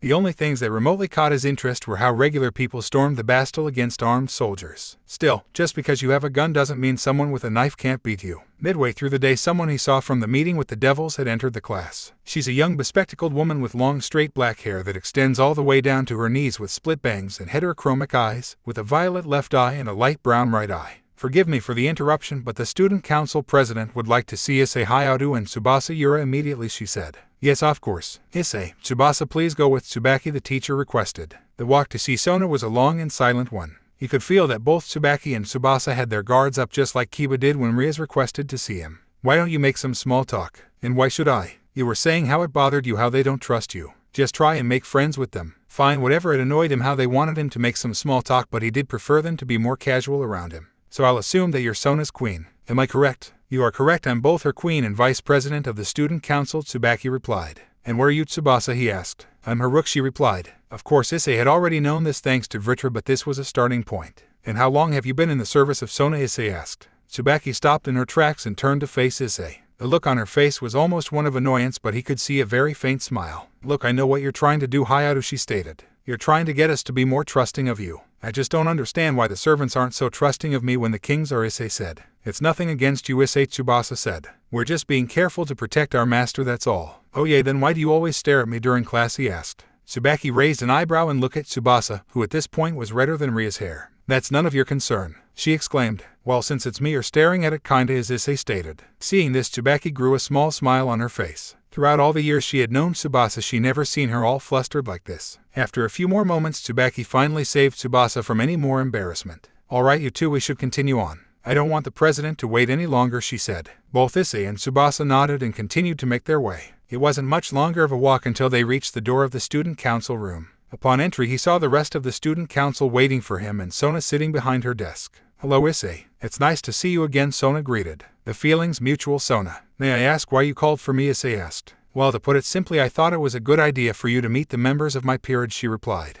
Issei gave her a nod. Well, as you may now know, Tsubaki is my queen and Tsubasa is my rook. My two bishops are Momo Hanakai and Rei Kusaka. My knight is Tomo Meguri and two pawns are Ruruko Nomura and Saji Genshiro. When each servant was named, they stepped forward and bowed respectively. It's nice to meet you all. As you all know, my name is Issei Hayadu. I hope we may all get along, Issei greeted. It all seemed to be going well until one unlucky pawn had to open their mouth. Just for the record, Hayadu, if you tried anything I can take you down. I took up 4 pawn pieces, bro, Saji stated in a prideful manner. Saji, I'm going to have to order you to stand down, Sona ordered. It was obvious that she looked angered towards her servant. You won't be able to beat him, he's stronger than us all combined. Saji stood there shocked at how his master made him stand down. He knew that she was a strict master, but this scared him. He didn't know why she was so demanding, but Issei did. Sona knew that if Saji went too far with angering Issei, that he would kill him now instead of later. But Sona, how can he be that powerful? Saji asked. Saji, sit down and shut up. Unless you want me to give you the regular punishment, Sona said. Saji finally decided to become silent and went to stand next to Momo and Ruruko, who began to comfort him. It's too bad those two are going to lose him in the near future, Issei thought. Issei flashed Sona a knowingly smile to indicate their deal. Sona, Vritra would like a quick word with you. Of course, she said as she turned to her servants. You're all dismissed. Each servant left one by one until only the 2 were left in the room. When they all finally left, Issei summoned his prison of ruin to allow Vritra to speak to her. Hello again, Citri. Hello, Vritra. What do you need? She asked. Just making sure that you're going to keep your end of the deal. That pawn of yours is a truly pathetic being. Of course I'm going to keep my promise as long as you both keep yours, she replied. We'll keep our promise, Sona, Issei assured. What is it that you want from us anyways? To put it simply, tonight Rias is going to be coming to your home tonight. I need you to accept any request she asks of you, Sona said. Is that really it? Issei asked. For now at least. I still have a second request to make for the future, Sona replied. I see. Then I shall make my leave. Issei turned around and walked towards the door until he stopped and turned his head towards Sona. I'll tell your queen that you would like to speak with her. Sai, please do, she replied. It wasn't anything new that Tsubaki would listen into her conversations. Usually it wouldn't bother her, but this time it was something secretive she didn't want to get out. Tsubaki walked in with her head facing the floor in shame. She knew that her punishment wouldn't be a nice one this time. You know, Tsubaki, usually I wouldn't be bothered by the fact that you listened into my conversations, but I am this time, Sona said. Now tell me, what exactly did you hear? 3 didn't hear anything, Tsubaki answered nervously. I know that's a lie, Tsubaki, Sona replied. I'll let you walk away from this as long as you don't tell anyone about this. This conversation stays between us, do you understand? Tsubaki nodded slowly and was dismissed. Sona, now left alone, stood up and walked towards the window which faced the orc room. Sigh, the things I do for you. Time skip. Now it was the end of another school day. Usually things would have gone more slowly, but he was able to have some small conversations with Tsubasa now. It was nice since she isn't staring at him the whole class now. Emphasis on the whole class since Issei was able to catch a few of her glimpses every once in a while. Currently he's making his was towards the orc to make a request from Rias. Because he didn't want to deal with Sona again, he thought that she would be able to get the 3 fallen angels enrolled to the school. Upon entry he saw that she wasn't there. Instead only Akino and Kaneko were around. Ara Issei. What brings you here? Akino asked. I just have a request for Rias. That's all, Issei replied. And what type of request do you have? I hope you don't try to take her maidenhood, Yufufufu, Akino said while seductively licking her fingers. Well, if that were the case, you're more than welcome to join us, Issei replied. I'll take you up on that offer. I hope you'll be ready when you take responsibility. Issei chuckled and went to sit across from Kaneko, who was unsurprisingly eating a cookie. So what's your deal? Issei asked. Every time I come over you're eating a sweet. I like sweets, Kaneko responded. She was almost as unemotional as Ophis was. Almost. I see, Issei replied while summoning a magic circle in his hand which left him a muffin. This piqued both Akino's and Kaneko's interest. You see, this muffin is made of dragon's fruit. I made it myself, try it, it's good. He handed the muffin to Kaneko, who began to sniff it before even taking a bite. To her surprise, it was actually one of the tastiest treats she had in a while. It was good, thank you, she said. No problem, Issei replied. If you like it, I might make some more for you in the future. I'd like that, she said. Ara Issei, aren't you a charmer? Akino said. What can I say? I'm just trying to win everyone's heart, Issei replied. Yes, you are, Issei. It won't be long until everyone is head over heels for you. Issei and Akino turned to the door and saw Rias standing there, glad to see how Issei treated Kaneko.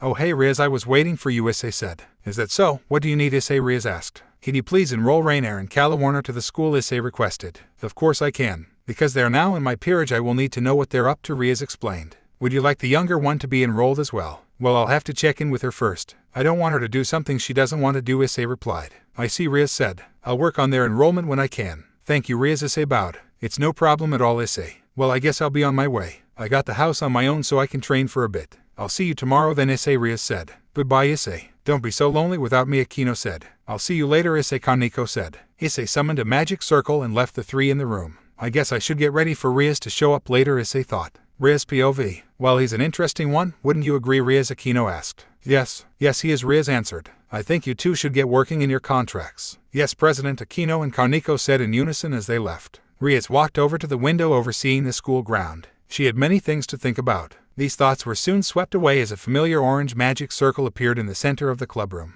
Riser. Time skip. Spending time in the house without the other 3 was a pure torture for Issei. Sure, he spent most of his time alone before returning to Kyo, but he already missed those fallen angels. Especially Rei. You would expect the Citri to give an exact time for when the Gremory would arrive. Perhaps she got the days mixed up. Maybe Rias is gonna come over another night. Spoke too soon. I sense a magic circle about to appear. Alright, time to sleep. Take care, you assholes. Almost on cue, a red magic circle appeared in the foot of his bed and out of it came none other than Rias Gremory. Rias, what are you doing here? Issei asked, pretending to be clueless. Issei, I know this may be sudden, but I need you to do something for me, Rias answered. What is it? Issei asked. I need you to take my ID. Wait, what? Issei, you're just going to have to trust me. Please, I need you. She stared at him with those eyes that he just couldn't resist. He wouldn't resist her, not because Sona made him promise to agree, but instead because of the fact he just needed to have her. Fine, but once we're done, you're explaining the whole situation to me. After a few minutes of them both laying in his bed, he was about to speak up. That was until a white magic circle appeared next to the bed was a beautiful woman appearing to be in her early 20s, with silver hair and matching eyes. Her hair, which flows all the way down to her back, features a long braid on each side with small blue bows at the ends, while the rest is let down, ending in twin braids. Interestingly enough, she was wearing a blue and white French-made outfit with long sleeves and a white-made headband over her head. She slowly examined the situation with a look of disappointment appearing on her face. "So it appears I was too late," she said. "It seems that the worries of your family were quite justified as you threw away your maidenhood." "I did not throw it away, Grafia," Rias exclaimed. "I gave it to someone I love and who loves me in return." "Is that a fact?" Grafia asked. "Yes, it is," Rias replied. "Why are you even here? Did you come here by choice or were you went by my brother?" "My answer for that is both," Grafia answered. "Now I am to send you back home so you may speak with your family about your decision." "Very well," Rias said. She got up from the bed and began to gather her clothes and went to stand next to Grafia. "I'll explain everything at the clubroom tomorrow. Take care, Issei." "Yeah, you too, Rias," Issei replied. "I'll transport you home, Lady Rias. I'll be there soon after I deal with Thislow-born," Grafia said. "Wait, don't do anything." Rias was cut off by Grafia's magic circle transporting her to her father and brother. After transporting Rias, Grafia turned to Issei with a hint of anger in her eyes. "Now, what shall I do with you?" Time skip. After a long day of school, which was made worse after what Grafia did to him last night, Issei made his way to the Orc. He was surprised to see Ria's entire peerage, including Rainier and Calawarner, Middleth and Grafia, who instantly made Issei get chills up his spine. "Ah, Issei, it's great to see you again," Rias greeted. "Likewise," Issei replied. "So what's going on?"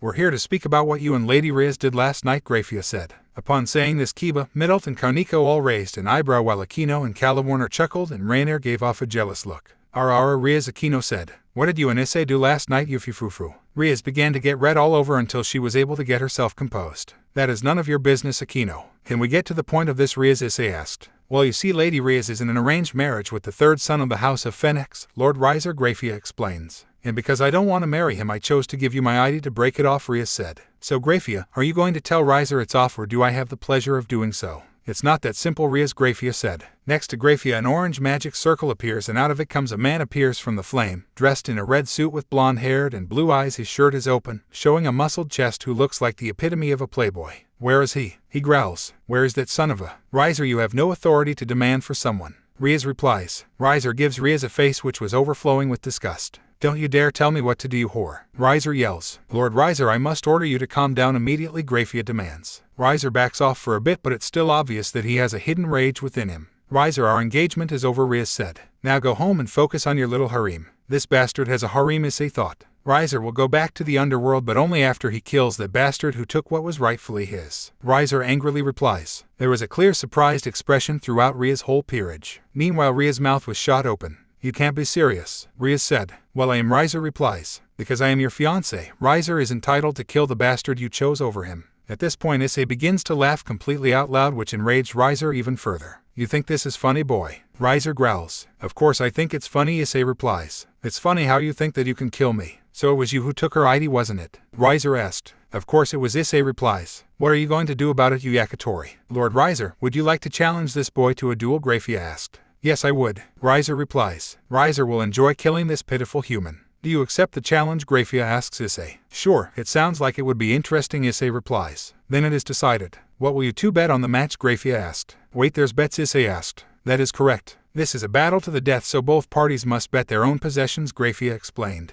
Because Riser is confident that he can defeat this human, he will bet everything he owns. This includes his estates, land, and Riser snaps, which makes a magic circle behind him which reveals 15 beautiful women. His entire peerage. "The big brother, what's going on?" The blonde girl with the drilled styled hair asks. "No need to worry, Ravel, let the adults handle this," Riser replies. Grafia turns to face Issei. "Now, what do you have to wager on this battle? It can be anything from land to even women." "What do I have to wager? I don't really own anything that he might want," Issei thought. "I recommend you look into your shirt pocket," Issei Albion said mentally. "You might find something there." Issei reached into the pocket of his school uniform and found a leaflet which Kuroka had given him days prior. "I swear, if she demands anything from me after this, you're dead to me." Much to everyone's confusion, Issei raised the leaflet and it formed a magic circle. To everyone's surprise, out of it came Kuroka in all her glory with both eyes closed. "My eyes, I knew you were lonely." With Kuroka opened her eyes and saw everyone, minus the fallen angels and Grafia, ready to attack her. "I will request everyone stand down," Grafia ordered. Kuroka had been pardoned for her crimes almost a year ago.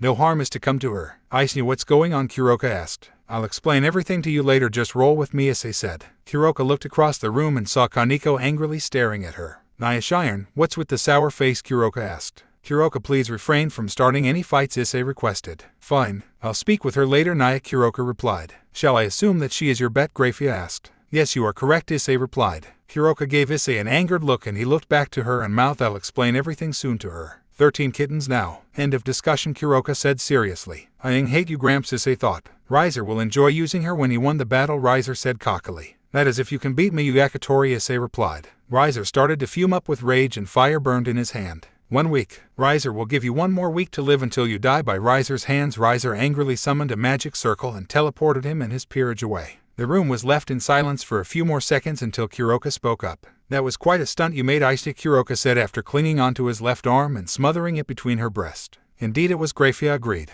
My Issei. Once again the room became full in silence until everyone, minus Issei, Grafia, Kuroka and Kiba, cried out. My Issei. They cried out in unison. Kiba was shocked as well, but he was more amused. Yes, you heard correctly. Grafia and I have known each other for a while now, Issei said. Almost a year now, Grafia added. I'll be damned, it has been almost a year, Issei said. Wait, hold it just a minute, Riaz exclaimed. How did you both meet and what did you do to Issei last night, Grafia? Well, the story of how we met will be saved for another time, Issei said. As for last night, well, flashback. After transporting Riaz, Grafia turned to Issei with a hint of anger in her eyes. Now what shall I do with you? Now, Grafia, Issei said nervously. Let's not do anything we might regret. Something we might regret, tell me. Which dragon told you to have with the sister of the man who broke my heart, Grafia asked. Was it Albion or Vritra? We had nothing to do with this, they said aloud. You traitors, Issei exclaimed. Now Issei, would you care to explain your actions, Grafia asked. Issei jumped out of bed, still naked, and bowed in front of her, pleading for mercy. I'm sorry I did it. I couldn't resist myself. For some reason I grew feelings for her. Please forgive me. He stayed on the ground for a few more seconds until he heard a faint laugh come out of her mouth. That faint laugh grew to a full-on chuckle and a smile on her face. Now my Issei, I'm not going to punish you too bad, she said. Now all I'm going to do is give you 250 spanks. The look of fear grew on Issei's face as Grafia coated her entire hand with ice to give him a world of pain. 250 spanks later, Issei was laying on the floor, almost unconscious from what just happened, while Grafia had a look of satisfaction and was preparing to leave. Now remember to pretend as if we never met tomorrow, she ordered. Good night, Issei. Present. So that explains why we found him like that, Rainier and Calawarner thought. Riaz was appalled about what happened between them, but there was one last thing on her mind. But why is she here? Riaz asked while pointing as Kuroka. Haven't you heard it's rude to point, Naya? Kuroka teasingly asked. Last year Issei gave me conclusive evidence to prove that she killed her master for a good reason, Grafia explained. I took that evidence to your brother and she got pardoned. So now I'm free to do as I please with my Issei, Kuroka said. Speaking of which, care to explain what just happened? Issei and Grafia went on to explain how he has new people living in his house and that he took Riaz's ID and now has to fight Riser. Well, let me say this once and for all. Kuroka stepped forward and faced all the girls in the room. I am the number one in my eyes' harem. I'm the alpha girl. Don't forget it. Who said you're number one? Rainier asked. I've known my eyes for 4 years and we took each other's ID, Naya, Kuroka replied. Just because you were his first time doesn't mean you're the best one in bed. Calawarner said. This kitty is going to have more time with her mate now, Naya, Kuroka said. Does this mean you're not going to go disappearing all the time, Issei asked. Naturally. I need to keep my place at being your favorite, Naya, Kuroka confirmed. It also gives me quality time with my little Shiren. Grafia stepped in everyone's view, ceasing all chatter. I shall go back to the underworld and report the challenge, Grafia said. She walked towards Issei and gave him a quick on the lips, making his new harem all jealous, minus Kuroka of course. I'll see you soon, Issei. I'll see you soon, Grafia, he replied. With a shine of white light she disappeared, leaving the room silent once again. Well, I'm gonna go head home. All this chatter got me tired, Issei said. Aren't you going to prepare for your battle, Issei, Rainier asked. My eyes doesn't need to train to beat the Yakitori, Naya, Kuroka said. She's right, Riaz said. From what Issei told me he has nothing to worry about. Good thing we're in agreement then. Now Kuroka, let's go home. I assume Ray and Calawarner are allowed to leave as well, Issei asked. Of course, everyone can go home, Riaz replied. Just make sure to leave some space in your bed for me, Issei, Riaz added with a wink. With pleasure, Riaz, Issei replied. See you tonight. Issei, Rainier, Calawarner, Midult and Kuroka all teleported back to his home with use of his magic circle. Big Sister Kaneko said softly. It was a surprise to us all that she came, Kaneko, Riaz said. But if she got pardoned, that means there's something we don't know. Do you think that you can forgive her? I'll hear her out, Kaneko replied. If she had a good reason to do what she did, I'll forgive her. Kaneko walked out the door and started walking home. It truly did surprise her about Kuroka showing up unexpectedly. Those two seem to have a history, wouldn't you agree, Riaz? Kiba asked. Yes, it seems that they do, Riaz replied with a hint of jealousy. Ara, Riaz. You wouldn't be jealous now, would you? Akino asked. No, not jealous. Just disappointed, Riaz replied. Disappointed about what? Kiba asked. That I wasn't his first. Issei's house. Arriving at Issei's home, the fallen angel trio take a seat on the couch while Kuroka goes into the kitchen to grab herself a bite to eat. So Calawarner spoke up. When were you going to tell us that you were dating a stray devil? I didn't think I would have to until sometime later, Issei explained.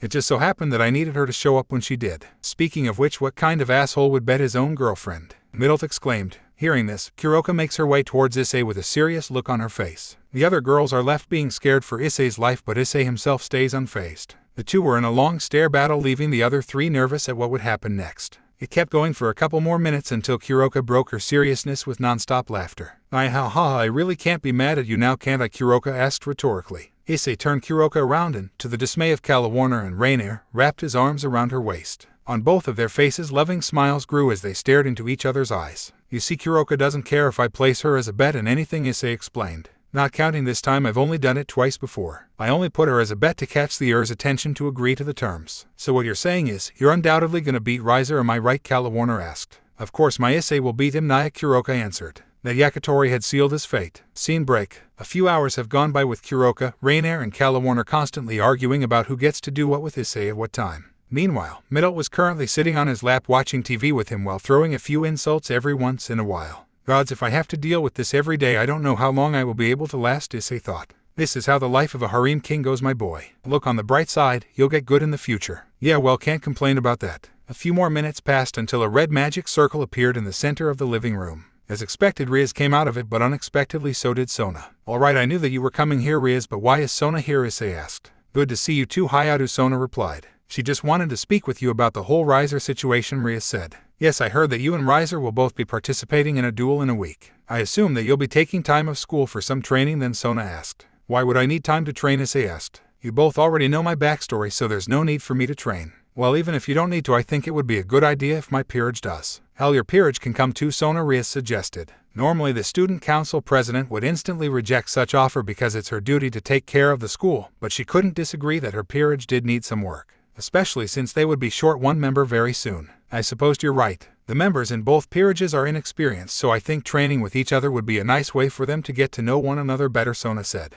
Riaz clapped both hands together, growing a smile on her face. Then it settled. We'll all leave to one of my estates early in the morning, she announced. Being the lazy cat that she was, Kuroka wasn't as thrilled with the idea of having to go out to who knows where to train for an entire week. But with this she knew that if Riaz would bring her entire peerage with her, Kaneko would be there as well. I'll be coming along too, Naya, Kuroka said. Can't have my eyes be suffering without my company. Is that so? From when he originally came here over a week ago, it seems like he was fine without you, Sona said with a smirk on her face. Well, you would be right on that, but the fact is that I came and visited him on his first day here, Kuroka replied. We even had that day. Alright, I think that's enough, Issei said. Is there anything else you need, Sona? Nothing for now. I'll see you all tomorrow, Sona replied before summoning a magic circle and teleporting away. Alright, time to head to sleep, everyone. We need to wake up early in the morning to pack our stuff, Issei said. The five girls quickly nodded and went to their respective rooms, which for Kuroka, Riaz, Kalawarner, and Rainier was Issei's. Entering his room, Kalawarner and Rainier stripped to their underwear while Riaz and Kuroka stripped naked. So you sleep naked too, Riaz asked.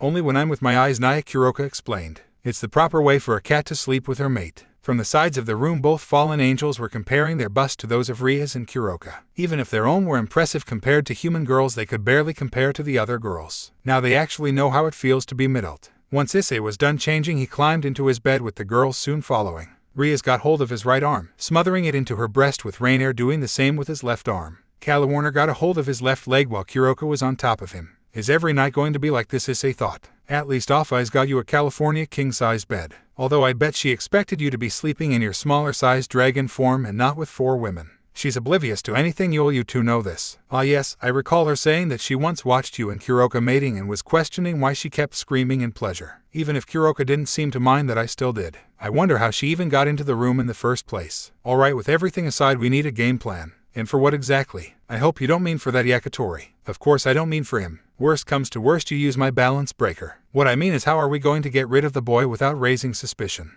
You really want him dead, don't you? Of course I do. Although I usually don't mind who has one of my sacred gears, I just can't stand weaklings having them. The fool doesn't even know how to use the absorption line to its fullest. Well then, hatchling, what are you going to do? It's simple really. This is the plan. The next morning, it was a nice and long slumber for Issei. Something most people don't know is that after the Nekomatas, the dragons are the heaviest of sleepers and love sleeping more than most things. Those who dare wake one from its slumber wouldn't live to see another day. With this in mind, it was no wonder that once he woke up, only he and Kuroka were left on the bed. He knew Rainier and Kalawarner were still home because he heard them having a conversation in the hallway. Once he finally took the time to realize what kind of position he was in, he almost started to laugh out loud. He saw that Kuroka's face was now above his crotch while his face was under her. Unexpected, but not unwelcomed, Issei thought. Because she was completely naked, it gave Issei easy access to her, so he slowly moved his head forward and impaled his tongue into her. "My eyes," Kuroka quietly moaned. Issei continued to bob his tongue back and forth until Kuroka came all over his face. It didn't surprise Issei that throughout him eating her out, Kuroka still hasn't woken up from her sleep. Usually when one woke up before the other, they would constantly do things like this to each other, and the one being played with usually wouldn't wake up. Quite funny how they got her played with. "Aha, you're so funny," Albion said sarcastically. "Just going to ignore that." Issei got out of his bed and quickly took a shower and got dressed and went downstairs to get something to eat. Once he got downstairs, he saw a letter from Rainer that said that she and Caliwarner were with Ria since she needed some help with some last-minute clients. After a few more minutes, Middle came down from her room and once again made her way to Issei's lap. "So you want to explain why you've been sitting on my lap since there's space on the sofa?" Issei asked. "You should be honored that I'm doing this at all, you know," Middle replied. "I don't do this for just anyone you know." "Why should I be honored at all? From what I know, you're a lower-class fallen angel," Issei said. "It's because unlike Rainer and Caliwarner, I used to be an angel before I fell from grace," Middle explained. "There must be a rule against angels being so stuck up then," Issei mocked. Middle slowly raised her hand and quickly flicked his head. "Shush you. Now be a good dragon and brush my hair. I'm not your pet. You're living in my house, so technically I should be giving you orders. Well, good luck with making me listen to you." Issei gave up with his little battle with Middle since he knew that there was no way he would win. They stayed there in silence for a few moments more until Kuroka came down the stairs, clearly still tired even if she slept more than everyone else. "What took you so long?" Issei asked. "Well, when someone teases you in your sleep, it leaves you with the need of having to finish relieving themselves," Kuroka replied. She was clearly annoyed since she didn't use her signature Naya. "Next time do it when I'm awake so I can enjoy it." "Well, when you're in between someone's thighs, it's hard to resist teasing," Issei said. "You two are disgusting," Middle insulted. "How ironic, since most fallen angels who fell from the grace did so for having impure thoughts," Issei said. Once again Middle raised her hand and flicked Issei on his forehead. "You never learn, do you?" Time has passed once more until Ria sent Issei a text to meet them at the Orc room so they could depart with the student council. Scene break. Everyone, minus Sona's peerage, were talking amongst themselves while waiting for Sona to arrive. The three fallen angels were speaking about the Grigori. Kiba and Kaneko were having a conversation on the couch, with Kaneko glaring at Kuroka every once in a while, and Akino was clearly teasing Rias about her time with Issei. "So what made you decide to stick around?" Issei asked. "Usually you would come over and disappear for a while." "Oh my Issei, are you not happy that I'm here?" Kuroka asked with false sadness. "You know that's not true. After all, you are my first love," Issei replied. "I know I am." Kuroka gave Issei a quick peck on the lips. "There's two reasons why I decided to stay. First, I wanted to get to know my competition." "They're not your competition. You know you'll always be my number one," explained Issei. "And I intend to keep it that way. I also came because I finally found my little Shiren." "Ah yes, I had noticed that she had similar aura to you. I was just too busy with my plans to put two and two together." "You're always too busy for something, aren't you?" "Never too busy for you though." It wasn't too long until Sona and her peerage had finally arrived with all of their belongings. It never ceased to amaze him how many things a girl would need in a short trip. He assumed that most of the things they were carrying were things for either their hair or makeup. "What took you so long? I was about to think that you were too much of a good student to miss a week of school," Issei said. "How dare you speak to Sona like that?" Saji exclaimed. "You should be on your knees for her." "Oh yeah, and who's gonna make me go on my knees?" Issei asked. "I will," Saji declared, summoning his absorption line, which led Issei summoning his prison of ruin with an angered Vritra. "You think you can defeat us, boy? We'll tear you apart." "I suggest you get your servant to control himself," Citri Kuroka suggested. "Before you're down a servant." Sona knew that Saji's time was running short, but she didn't want anyone to know that Issei was going to be his killer, so for now she made Saji back down. "Saji, if you anger him anymore, I won't be able to save you." "Now stand down," Sona commanded. As much as it pained to run away with his tail between his legs, Saji dissipated his sacred gear and returned to his fellow peerage members. After letting the intensity die down, Rias finally summoned a magic circle which teleported everyone in the room to a mansion surrounded by mountains. "Welcome to one of the Gremmery's vacation homes," said Rias. "Every girl will have a room for themselves while Kiba and Saji share a room." "Ooh, Rias, where will I be sleeping?" Issei asked. "Simple. You'll be sleeping in my room," Rias replied. An obvious look of jealousy appeared on Saji's face because Issei was lucky enough to be sleeping in the same bed with a beauty such as Rias, but Issei knew that she wasn't the only one who would end up on the bed whether Rias liked it or not.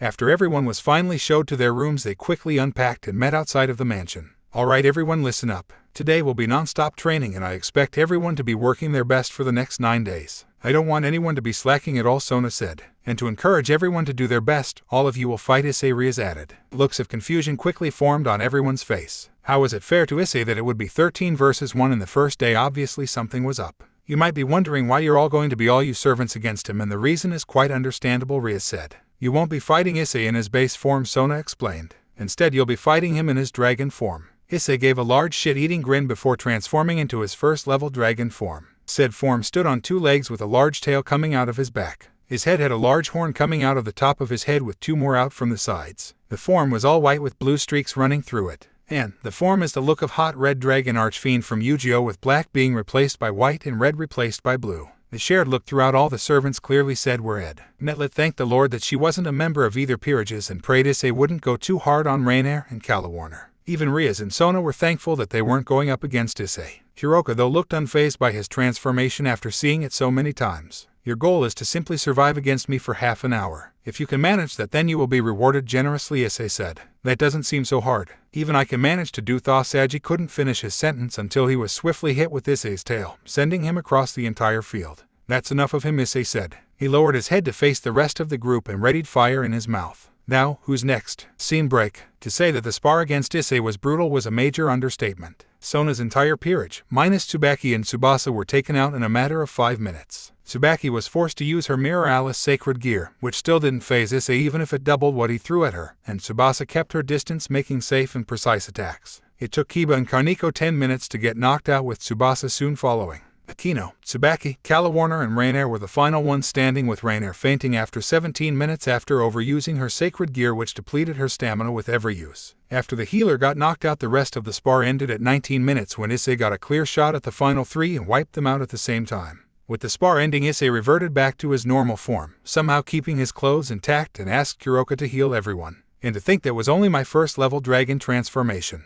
They all need some serious work, Issei commented. And how many levels do you have in total? Asked Sona. That's for me to know and you to find out, Issei replied while giving a quick wink. Though what I will say is that the form I just used wasn't even used to its fullest. 30% was all I needed to take them all out. Is that because of the power given to you by Ophis? Sona asked. Not at all. That power came from being the descendant of Albion, Issei stated. Well, that explains the coloring of your form, Riaz said. How are you not surprised about me being related to Albion? Issei asked. After being told that you're technically the child of Ophis, nothing can surprise us, Sona said, with Riaz nodding in agreement.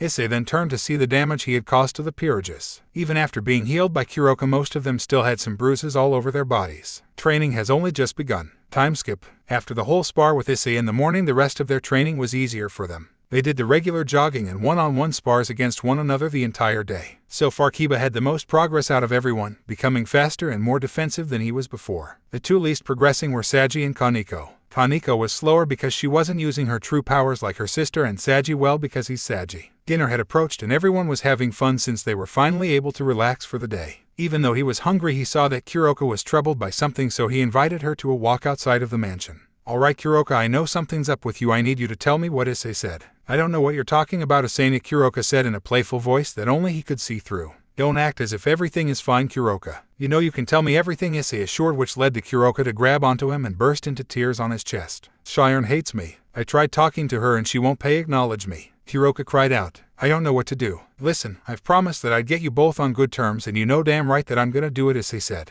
Thank you, Issei. You have no idea how much I appreciate this, Kuroka thanked. Issei at the top of her forehead. No need to worry. Just trust me. The 2 made their way back to the mansion, with Kuroka going straight to her room and Issei going to go see Riaz. He knew that he would need help getting the 2 back together, and who better to help than Kaneko's master. He went up to her room and quickly explained the whole situation about why Kuroka had killed her master and that she needed her help to get on friendlier terms with Kaneko. And that's why I need your help, Issei said. And what do I get in return? Riaz asked. I'm saving you from Riser and I'm training your entire peerage. What else do you want, woman? Issei exclaimed. Simple. After this whole thing is over, we're getting married, Riaz replied. Issei immediately face-palmed at such a request. Out of all things, she wanted that. Fine, but you're the second wife since I already promised Kuroka to be the first. I can live with that. Riaz got up from the bed and gave Issei a quick on the cheek. I'm going to take a quick shower. You get yourself comfortable, Issei. She walked towards the entrance of the bathroom, swaying her hips with every step. The things I do for love. Scene break. Morning soon came, and unsurprisingly all the same girls ended up all over the bed. Surprisingly though was that there was a new face. That new face came in the form of Tsubasa. Yes, the one who Issei would give the award for being the most watching of him since he arrived at Kyo was in his bed.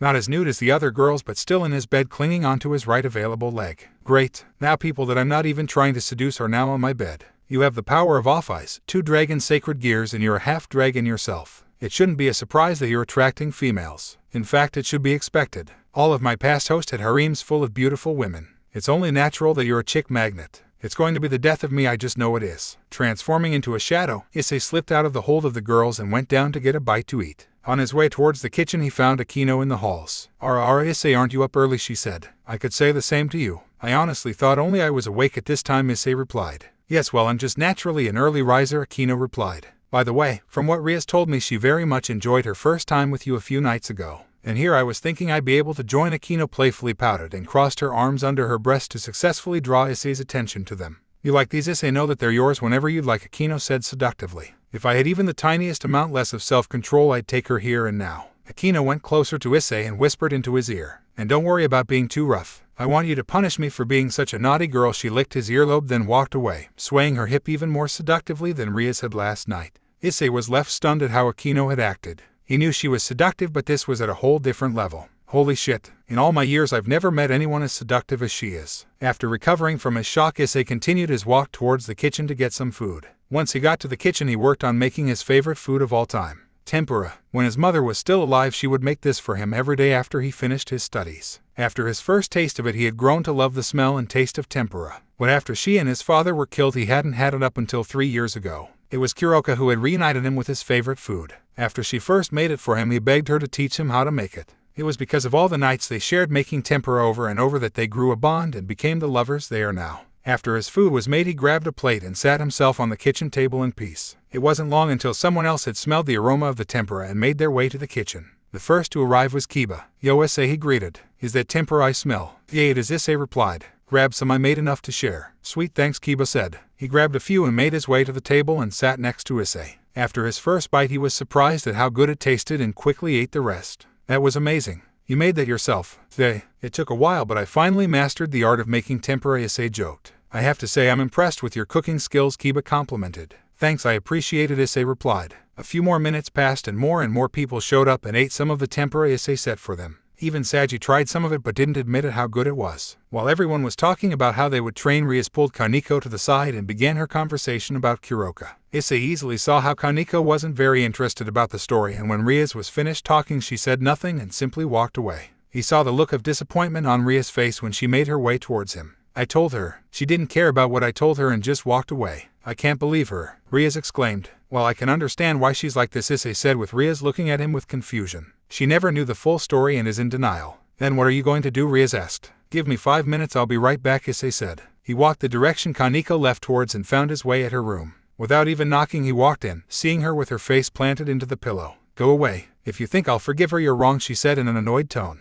Just wanted to ask you a quick question, Issei replied. What do you want, Kaneko asked. Do you know why I love your sister, Issei asked. Without a moment of hesitation, Kaneko replied with some hate in her voice. Because she's hot. Because she seduced you. Or maybe because she offered you the best ever. No, she does that anyways, Issei replied in a joking manner. You see, I love her because she is the most caring person I've ever met. She didn't act like that when he abandoned me, Kaneko said. Listen, when she first opened up to me, she cried for days because of the guilt of not bringing you with her. She wanted to bring you, but she thought you'd be in even more danger if you were with her. She didn't know anything. They wanted to execute me for what she did. I'm only alive because of Rias. She poured her anger that was bottled up within her into that. All of her anger, sadness, and loneliness were brought out in that moment. Obviously, he wouldn't be able to fix anything but decided to leave one thing behind. Issei summoned a magic circle and pulled out an old notebook that used to belong to Kuroka's former master. If you want to know the truth, read the book. If you wish to continue hating your sister, that's your choice. Issei left the book at the foot of the bed and left the room. For a few moments, Kaneko refused to read the book, but her curiosity got the best of her and opened it up.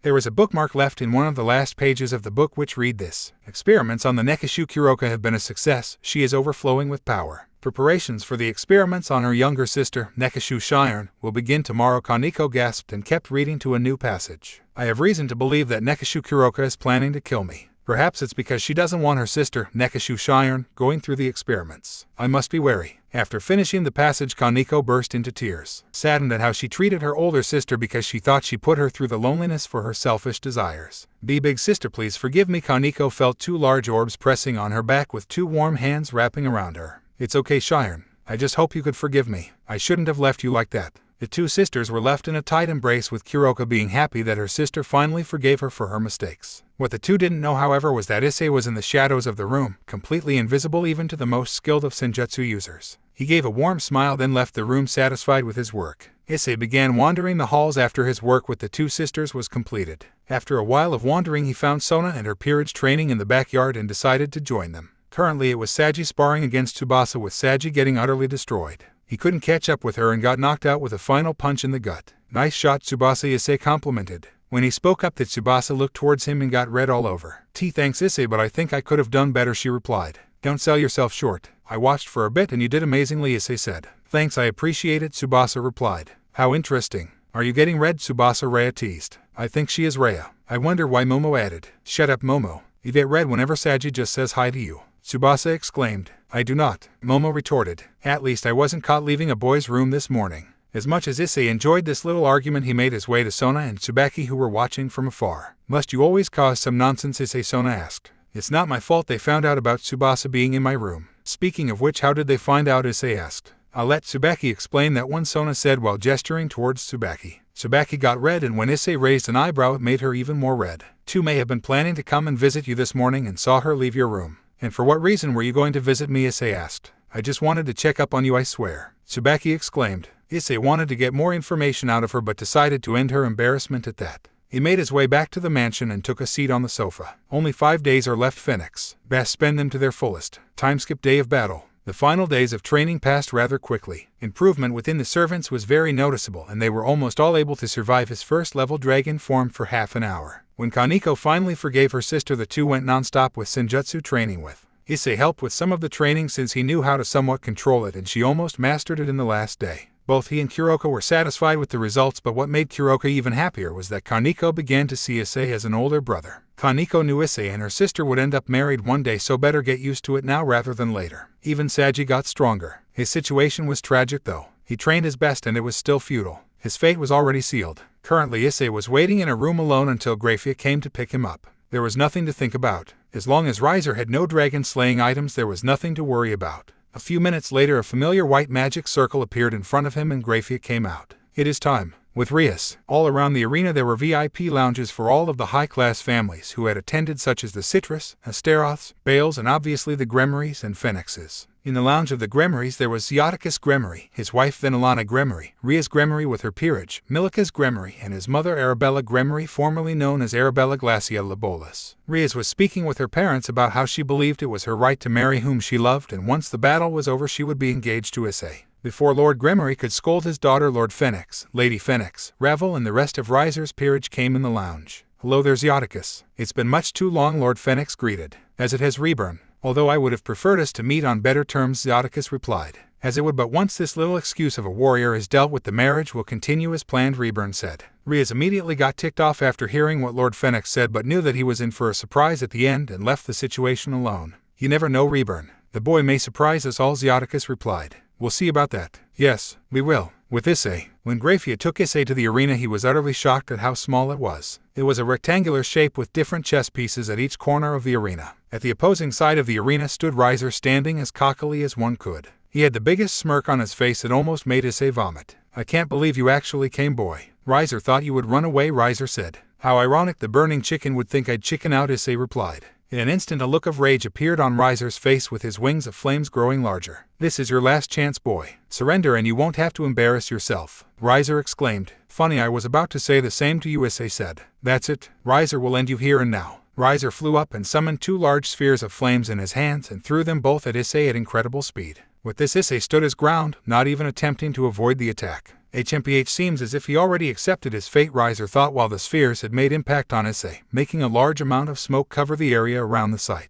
It seems as if your little warrior of yours was all talk and no fight, my beloved Rias, Riser said. It's too bad. Riser was hoping to toy with High Prison Dragon Balance Breaker. The smoke cleared and at the center out of it stood Issei in a suit of armor. The armor was thin and black with a purple gem at the center and purple lenses in the eye holes. 2 black wings sprouted from the back of it and a sword of darkness was sheathed on his hip. All of the audience stood in shock. This boy not only has a sacred gear, but he also defended against Riser's attack with ease. With Rias, what is he, Reburn asked, shocked to see what he thought was a simple human being able to survive an attack from Riser. He is the host of the Dragon King Vritra, Rias explained. But wasn't Vritra shattered into multiple sacred gears, Xiaticus asked. That is true, but he holds the most powerful of them, Grafia said after coming out of a magic circle. Grafia, aren't you supposed to be with Sirzech? Arabella asked. Yes, I am, but my master relieved me of my duties for now, Grafia explained. Grafia, what is his sacred gear? Xiaticus asked. It's quite simple. He holds the gear named Prison of Ruin, which contains the spirit of Vritra, and unlike the other fragments he can speak to him whenever he desires, Grafia said.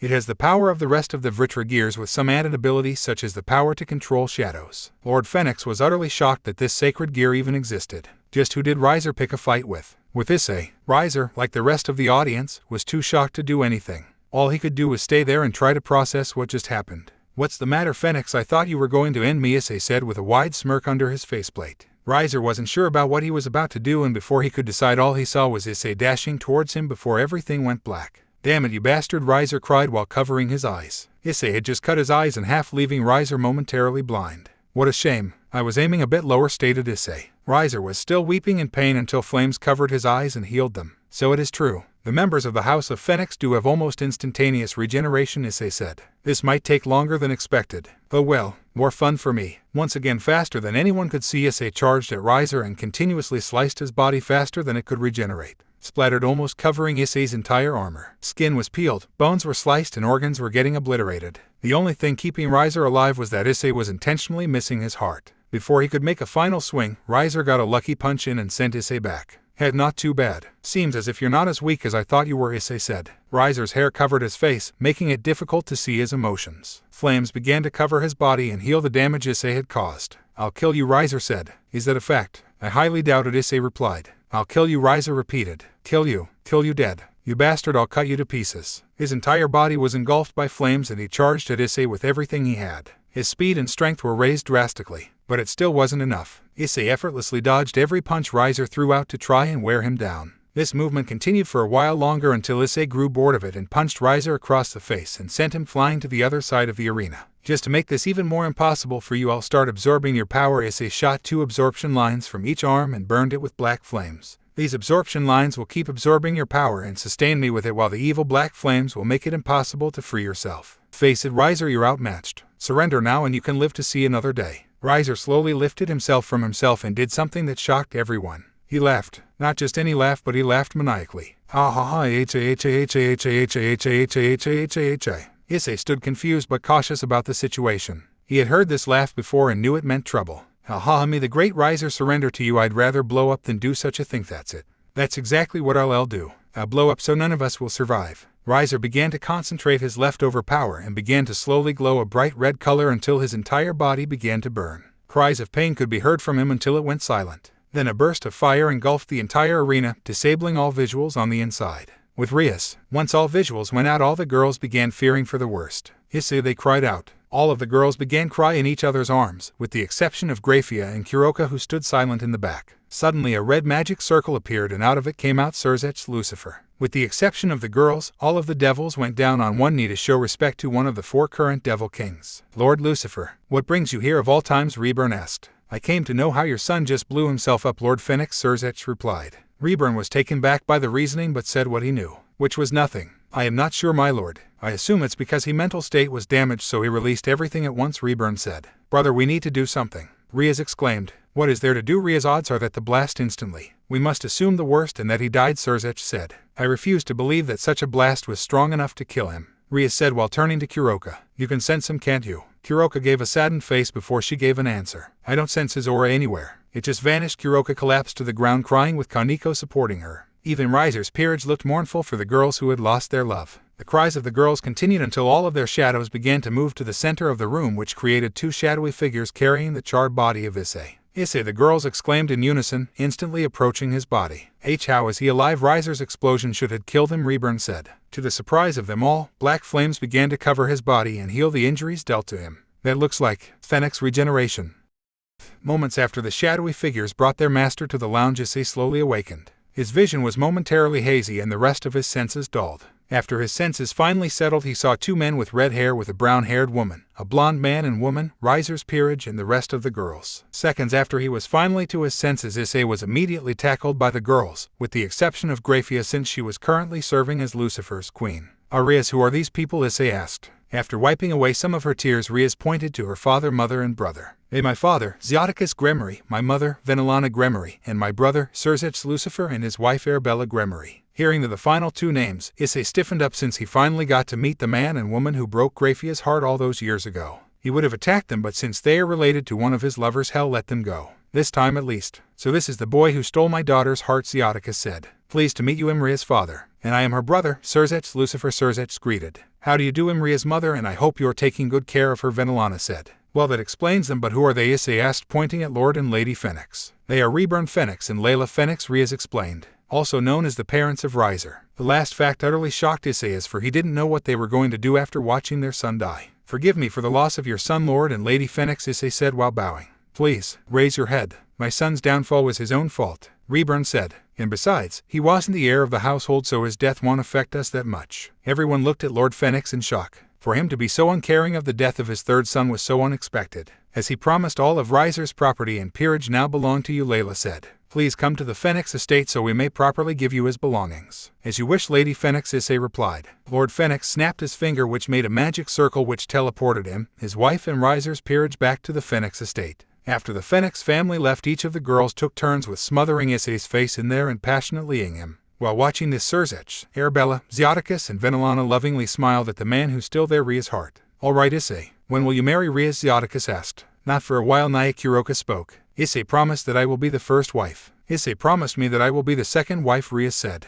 Issei, what did you get yourself into? A feminine voice said. Behind everyone there was a beautiful woman with jet black hair and wearing a black gothic dress with a black ribbon on it. Her eyes were as emotionless as ever, but she had a slight smile on her face. To the surprise of everyone, Issei, Kuroka, and Grafia walked towards her and respectfully went on their knees. It's great to see you again, Mother, Issei said. Yes, it's been a while, Lady Ophis, Grafia added. After saying her name, everyone, with the exception of Riaz, widened their eyes at how the trio seemed to personally know the infinite dragon god. After the shock, Serzech readied his signature Ruin the Extinct. Seeing this, Issei stretched his arm towards Serzech's. Coming out of Serzech's shadow was an exact copy of him, who wrapped its arm around his neck and surrounded itself in its own power of destruction. Oh, come now, Lucifer. I think we both know you don't make good choices of who you mess with, Issei said. Issei, what's going on? Riaz nervously asked. Oh, it's nothing, Riaz, Issei said, snapping his fingers and dissipating the shadow clone. Just protecting my mother. Sigh, I ask you forgive my son, Issei. He doesn't think and just does, Venelana said. I hope you don't think ill of us for his actions. Serzech was on the ground after slightly being choked by the clone. Arabella comforted him as he was heavily breathing. These devils truly are a hassle, aren't they? Issei Ophis asked. They are not all bad, Mother. There could be some who I care for, Issei replied while smiling towards Riaz. Ah yes, come child, I wish to access you, Ophis said to Riaz. Riaz cautiously walked towards Ophis. When she reached her, Ophis ran her hand all over her face, smiling. This is an interesting one, my child. She can give you a dragon with the power of destruction. So far she is the one with the most potential. You have my blessing, future daughter, Ophis said. Thank you, Ophis, Riaz nervously said. Please, call me Mother, Ophis replied. All right, the Mother, Riaz said. Now Issei, give her your snake, Ophis ordered. Ara, I believe Issei had already done that, Yufufufu Akino said. That's not what she means, Naya Kuroka said. Issei put his palm on Riaz's chest and on his hand formed Ophis' signature infinity symbol. Riaz felt a surge of power running through her. She looked towards her left hand and saw what seemed to be a living tattoo of a snake slithering through her fingers until it made a stop on her ring finger. Moments after, the tattoo materialized into a ring with a black jewel which held the infinity symbol within it. Vritra said aloud. Tears began to form in her eyes as she pulled Issei into a passionate. She was overjoyed at the fact that the two were married, even if it was only by dragon customs. Naya, I don't understand why she's so happy about this, Kuroka said. It's not like she's the only one married to him. Let her have her moment, Grafia replied. And don't act as if you weren't emotional when this happened to you. You weren't there when this happened to me, Kuroka retorted. And for the record, after we got married like this, we immediately had our honeymoon moment, Naya. Wait, hold the phone, Calawarner interjected. Are you telling me that a married man for at least a year? With Kuroka it was about 2 years, Ophis added. Ara, it will be fun pursuing a man who's already taken by so many women, Akino began. Just the thought gets me hot, Yufufufu. Akino, please take note that my family is here, so try and act civil, Riaz demanded. Awa, you're no fun, Riaz. Milikas went to sleep halfway through the fight, so there's nothing to worry about, Akino replied. It seems as if your new husband is going to have quite the harem now, isn't he, Riaz? Ziaticus asked. Sigh, it appears so, father. I hope that he can manage this many women, though, Riaz replied. Sweetie, I believe we should go meet with Reborn and Layla about the events which just took place, Venelana suggested. Yes, we should, Ziaticus agreed. I hope to see you again, Issei. Lord and Lady Gremory were teleported back to the Gremory estate, leaving the group with Arabella and a still out-of-breath Serzech. Tell me, Grafia, do you truly love this boy? Serzech asked. Yes, I do, Lord Lucifer, Grafia replied. Then you are relieved of your duties as both my queen and head maid, Serzech said. A small magic circle appeared on Grafia's chest and a queen piece came out of it and into Serzech's hand. He went over to the chair which Milikas was sleeping in and picked him up. He'll see you all soon. Everyone, but Ophis of course, stood shocked at the event which took place. Who would have thought that the current Devil King Lucifer would have relieved the silver-haired Queen of Annihilation from her service to him? Interestingly, a few moments after Surzech left, Sona and her peerage had arrived via magic circle. The faces of both Tsubaki and Tsubasa were ones of sadness and loss, while Saji had a smirk on his face. Rias, I'm so sorry for yo. Sona stopped and had a face as if she seen a ghost. How is he alive? The smirk on Saji's face disappeared and was replaced with one which obviously said, damn it. I saw that look on your face, Genshiro. Have it on your face again and they'll kill you, Issei threatened. He'll keep that in mind, Saji replied while rolling his eyes. Who's the MILF behind you? That's my mother, Issei stated. Sona's eyes were immediately widened. She knew that after what Saji just said, there was no way he would survive the day. That's Ophis, Sona asked. That's correct, Sona, Issei replied.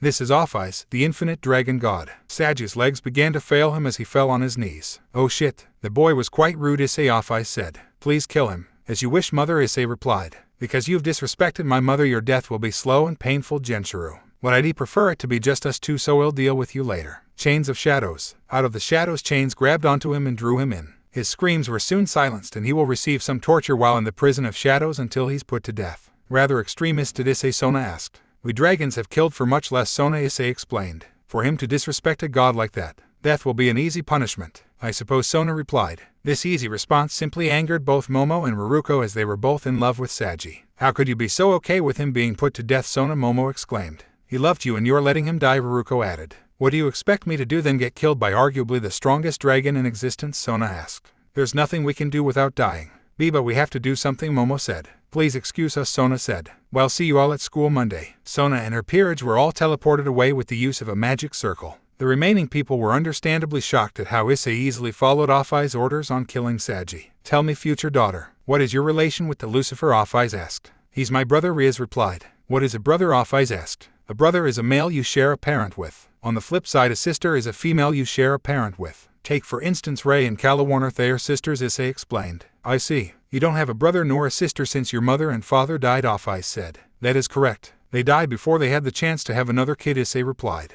Ophis slowly closed her eyes and had her aura surround her. Some of her power flowed in front of her and began to take a human form. After a shine of bright light there appeared a girl who looked like a younger version of Ophis. Your new sister. She has the same exact DNA that you do, just slightly altered, Ophis explained. Looks like I got a new sister-in-law, Naya. What's her name, Kuroka asked. Lilith, Issei said. Let's call her Lilith, naming her after your mother. How symbolic, Ophis said. Very well then. Lilith, meet your big brother, Issei Hayadu. Big brother, Lilith asked. Yes, Lilith. It's me, your big brother, Issei replied, almost tearing up. Big brother Lilith threw herself at Issei, bringing them into a loving hug. Unlike Ophis, Lilith wasn't as emotionless. Because she had almost the same DNA as Issei did, she was able to feel emotions. The group smiled at the warm sight they saw. Hell, even Ophis, a being of nothingness, gave a faint smile. Even if Lilith was given a portion of Ophis' strength, Issei wouldn't let her be in harm's way. He would be their sword so their hands stay clean. Thank you, mother. Thank you for giving me a family once again, Issei thanked. Anything for you, my child, Ophis replied as she teleported away. Issei kept Lilith in his grasp and looked at the others. I think it's time we head home. After returning to the orc room, Issei said his goodbyes to Kiba, Kaneko, and Akino, with Akino continuously making Yule innuendos which annoyed Rias. Issei, the regular group, and the newly added Grafia and Lilith went home. Upon returning home, Issei got a message from Lord Gremory which said that he should visit the Phoenix estate the next day to receive Riser's possessions. Issei then formally introduced Lilith to Rias, Kuroka, Grafia, Midalt, Rainier, and Calawarner, with the three formers being overjoyed about meeting their new sister-in-law. Issei showed Lilith to her new bedroom as everyone went to sleep for the night. Like always, the girls waited until Issei got changed and laid in bed to begin surrounding him into their usual spots, with Grafia making her as Issei's new pillows. That went better than expected. When you two agree. Even if my body was destroyed, I'm pretty sure that mother could have made me a new one. Yes, but now they know that him is killer. They'll keep that in mind. Issei, accompanied by Kuroka and Lilith, arrived at the Phoenix estate where they were welcomed by 100 of maids. Welcome to the Phoenix estate, Lord Hayadu, said the head maid. Please follow me. Issei nodded and followed the maid into the mansion. In the home there were dozens of statues made of gold of what Issei assumed to be the past lord and ladies of the House of Phoenix. But there was one in particular which had caught his attention. On the foot of the statue there held writing which wrote Lord Reynard Phoenix, the bird which could not have been extinguished, defeated 4 battalions of angels during the Great War with his most trusted companion, Shiryu. Known to Reynard as Ryu, this caught his attention because that was the name of his father, and by what Ophis told Issei about him was that his father was feared by the angels for utterly decimating their forces during the war. Had the two families crossed paths before? Lord Issei, is something wrong? The maid asked. No, it's nothing. Let's continue, Issei replied. The four continued on their way until they reached a large set of doors. When the doors were opened, Issei saw both Lords Phoenix and Gremory accompanied with their wives and Riser's peerage. Issei, it's great that you could join us today, Reborn greeted. It's great to see you all again, Issei replied. Now let's get to business, shall we, Zioticus suggested. Issei took a seat across the two lords with Kuroka to his left and Lilith on his right. Who's this young lady, Issei, Zioticus asked. She's my new sister, my lord. My mother created her soon after you left, Issei explained. Excuse me, but did you say created, Reborn asked. Yes, he did, Reborn. As for who his mother is, to put it bluntly, his mother is the infinite dragon god Ophis, Zioticus said. Lord and Lady Phoenix had their eyes immediately widened at this news, with some of the peerage girls fainting. Well, then this will make things much more interesting, Reborn said. Make what more interesting, Issei asked. Well, you see, Issei, because you are married to Rias by dragon customs, we thought it would be a good idea for you to marry Reborn's only daughter, Ravel Phoenix, Zioticus explained. Wait, what? Issei and Ravel exclaimed in unison. You see, now that the marriage to Rias and Riser is now impossible, and because you're married to her, this is the next best thing to get our families to unite, Reborn explained. But I don't even know him, Ravel exclaimed. That didn't stop them from trying to get Rias and Riser married, Naya Kuroka joked. Yes, and we all know how that ended, Issei added. That is why I'm leaving my daughter in your care, Issei, Reborn said. She was a part of her brother peerage, and since his peerage is now yours, it gives you both some time to get to know each other. And if she stays discontent with this, Issei asked, then we won't force you both into this. We have learned that forcing a marriage is a thing of the past and we must change with the times. But if the marriage fails to go through, then Lord Phoenix offers you the chance of being adopted into the family, Zioticus explained. Why is that, Issei asked. You now have the power of a true phoenix. For that I wish to consider you family, one way or another, Reborn explained. I see. Then what of the rest of the peerage, Issei asked. They will all move into your home by the end of the day, Reborn said. I don't think that's possible. My home is already overbooked with women, so I don't have any more spare rooms, Issei said. I suspected such, and that's why I had your home renovated to fit all the women in the harem of yours, Zioticus said. Wait, you did what? Issei exclaimed. Why couldn't they stay in one of Riser's estates? This way you all get closer as master and servant should, Reborn replied. They'll arrive in a few hours, so I suggest you go and explore your new territory. Eubeluna, please take Issei to all of his new land. As you wish, Lord Phoenix. Please follow me, Lord Hayadu said Eubeluna. She was a busty woman with long, wavy purple hair that falls all the way down her back and matching eyes. Issei nodded and left to the new estates of his with Lilith and Kuroka. They went to all 15 of his estates, with a majority of them being bigger than the one he went to during training before the battle. The majority of their time they didn't converse that much with each other, since Issei didn't know if Eubeluna would be angered towards him for way he did with her master. After going through half of the estates, he finally chose to speak up. I'm sorry for what I had to do to your master, Issei said. Eubeluna stopped in her tracks and faced Issei. There is nothing to be sorry about. Neither I nor the other servants truly cared for him. He used us as he pleased and never cared for how we felt, Eubeluna explained. Just know that I won't treat you as he did. I will never force you to do something you don't wish to do, Issei assured. Thank you, Lord Hayadu, Eubeluna replied. Please, call me Issei, Issei said. All right then, Issei. After hours of touring through the new estates, Issei, Kuroka and Lilith returned back to see the house renovated. It was 6 stories high, which was 3 times taller than it was before. To his surprise, some of the surrounding houses have disappeared, and he wondered what they had to do to make this happen. Sigh, why must this always happen to me, Issei asked. That's what happens when you're harem king, Naya Kuroka joked. Brother, I'm hungry, Lilith said. Is that so? What do you want to eat, Issei asked. I want tempura, Lilith replied. So she got my love for tempura as well, didn't she? Alrighty then, let's go make some tempura, Issei declared, raising his arm to the sky. Yeah, Lilith said, doing the same. Kuroka chuckled at the sight of how Issei treated his new younger sister. She wondered how he would care for their future children. She placed her hand on her stomach and looked to the sky. One day, she thought. The trio walked into the home and saw the rest of the girls awaiting for them in the living room. To their surprise, even Kaneko had shown up. Cheyenne, what are you doing here? Kuroka asked. I wanted to see Big Brother, Kaneko replied. Can I stay here as well? Of course you can, Kaneko, Issei answered. Stay as long as you like. Wanting to practice some more senjutsu, Kaneko pulled Kuroka into her new room so they could practice in peace. Meanwhile, Lilith dragged Issei into the kitchen so he could prepare her some tempura for them to share. The rest of the girls saw how the two siblings were now interacting, and like Kuroka did earlier, they rubbed their stomachs and wondered how good of a father he would be. Half an hour later, Issei and Lilith were finally finished with their tempura and began sharing some. He had made enough for the other girls, and to his dismay they all asked if he could feed them. Everything was going swell and there was nothing to be worried about. This was when Issei decided to slip away unnoticed. He summoned a portal of shadows and walked through. He went from a joyful home with laughter of women to a dark prison with moans of agony within. He walks past all the cells until he saw one man who really got on his nerve. In the cell there sat the pale white-haired rouge exorcist Fried Selzin. He was all white and had scars all over his face. His eyes were dead inside. He was broken. Further down the line he saw another familiar face. Said face was one of an Oni named Minakui. He remembered that day when he first had to deal with him. 2 years ago in an abandoned warehouse in the outskirts of Kyoto there was an Oni that attempted to assassinate Kanu but decided to try and rape the poor Kitsune. Screaming for help, Kanu was slapped across the cheek by the ugly bastard, but before he could have done anything else, Kurai burst through the wall wondering what was going on. Seeing his adoptive sister hurt, he was enraged and attacked Minakui with a flurry of sword slashes. His lust intensified the power of Masamune. Minakui, unable to keep you with the master swordsman, tried to pull out a hidden dagger and stab Kurai with it but failed as Kurai caught his arm and flung him across the room, breaking the bastard's spine in the process. After making sure his sister was alright and contacting his adopted mother Yasaka and palace guards, Kurai teleported out of the palace. With the failure of an assassin, was placed in the palace dungeon with an enraged Kurai assigned as his executioner. "Why did you attack my sister, you demon?" Kurai asked the Oni. "To give the Yasaka a message," the ugly bastard replied, receiving a punch to the face by an even more enraged Kurai. "I'm gonna kill you," the black-haired teen yelled. "And after that I'm gonna murder your entire race." "You don't have the guts, boy," replied Minakui with a sneer. Kurai was silent for a while before he started to laugh like a madman. "I don't have the guts, ha ha ha," he screamed at the Oni. "Finally lost your mind, have?" Minakui scoffed, then felt an intense pain. "Gahhh," he yelled. "You're right, I'm not gonna kill you. I'm gonna torture you first." Kurai spoke, a dark tone in his voice and a sadistic smile on his face. "Hemorrhage," Kurai spoke suddenly. Pain screams could be heard in the forest near the Yokai capital, and after sending a message to the Oni faction, no one dared to try and hurt the royal family again. Outside the dungeon, Issei was told of the situation by Yasaka and went to meet with his friend. He was also enraged by the news, but unlike Kurai, he was able to control that anger. Upon entry, he heard the breaking of bones and cries for mercy. Issei knew that Kurai would give him none. Kurai cared for Yasaka and Kanu as if they were actually his mother and sister. Nothing could break that love. "You know, usually executions are quick and painless," Kurai, Issei said. "What are you doing here, Issei? Shouldn't you be home and mating with Kuroka?" Kurai asked while slashing at the Oni. "You know I care about the royal family. They are the reason I got to stay in Kyoto," Issei said. "Now are you going to give this bastard a quick death, or do you want him to truly suffer?" Kurai stopped his attacks and raised an eyebrow. "What are you talking about? You see, like you, I also have an ability to control darkness. While you have dark manipulation, I'm the master of shadows." "Oh wow, you're special. What, you gonna write a book and name it Shadow Masters?" "No, but I can send this weakling to a prison which can torture him for eternity." "Go on. He will be tortured and then healed for the process to be done until he's broken.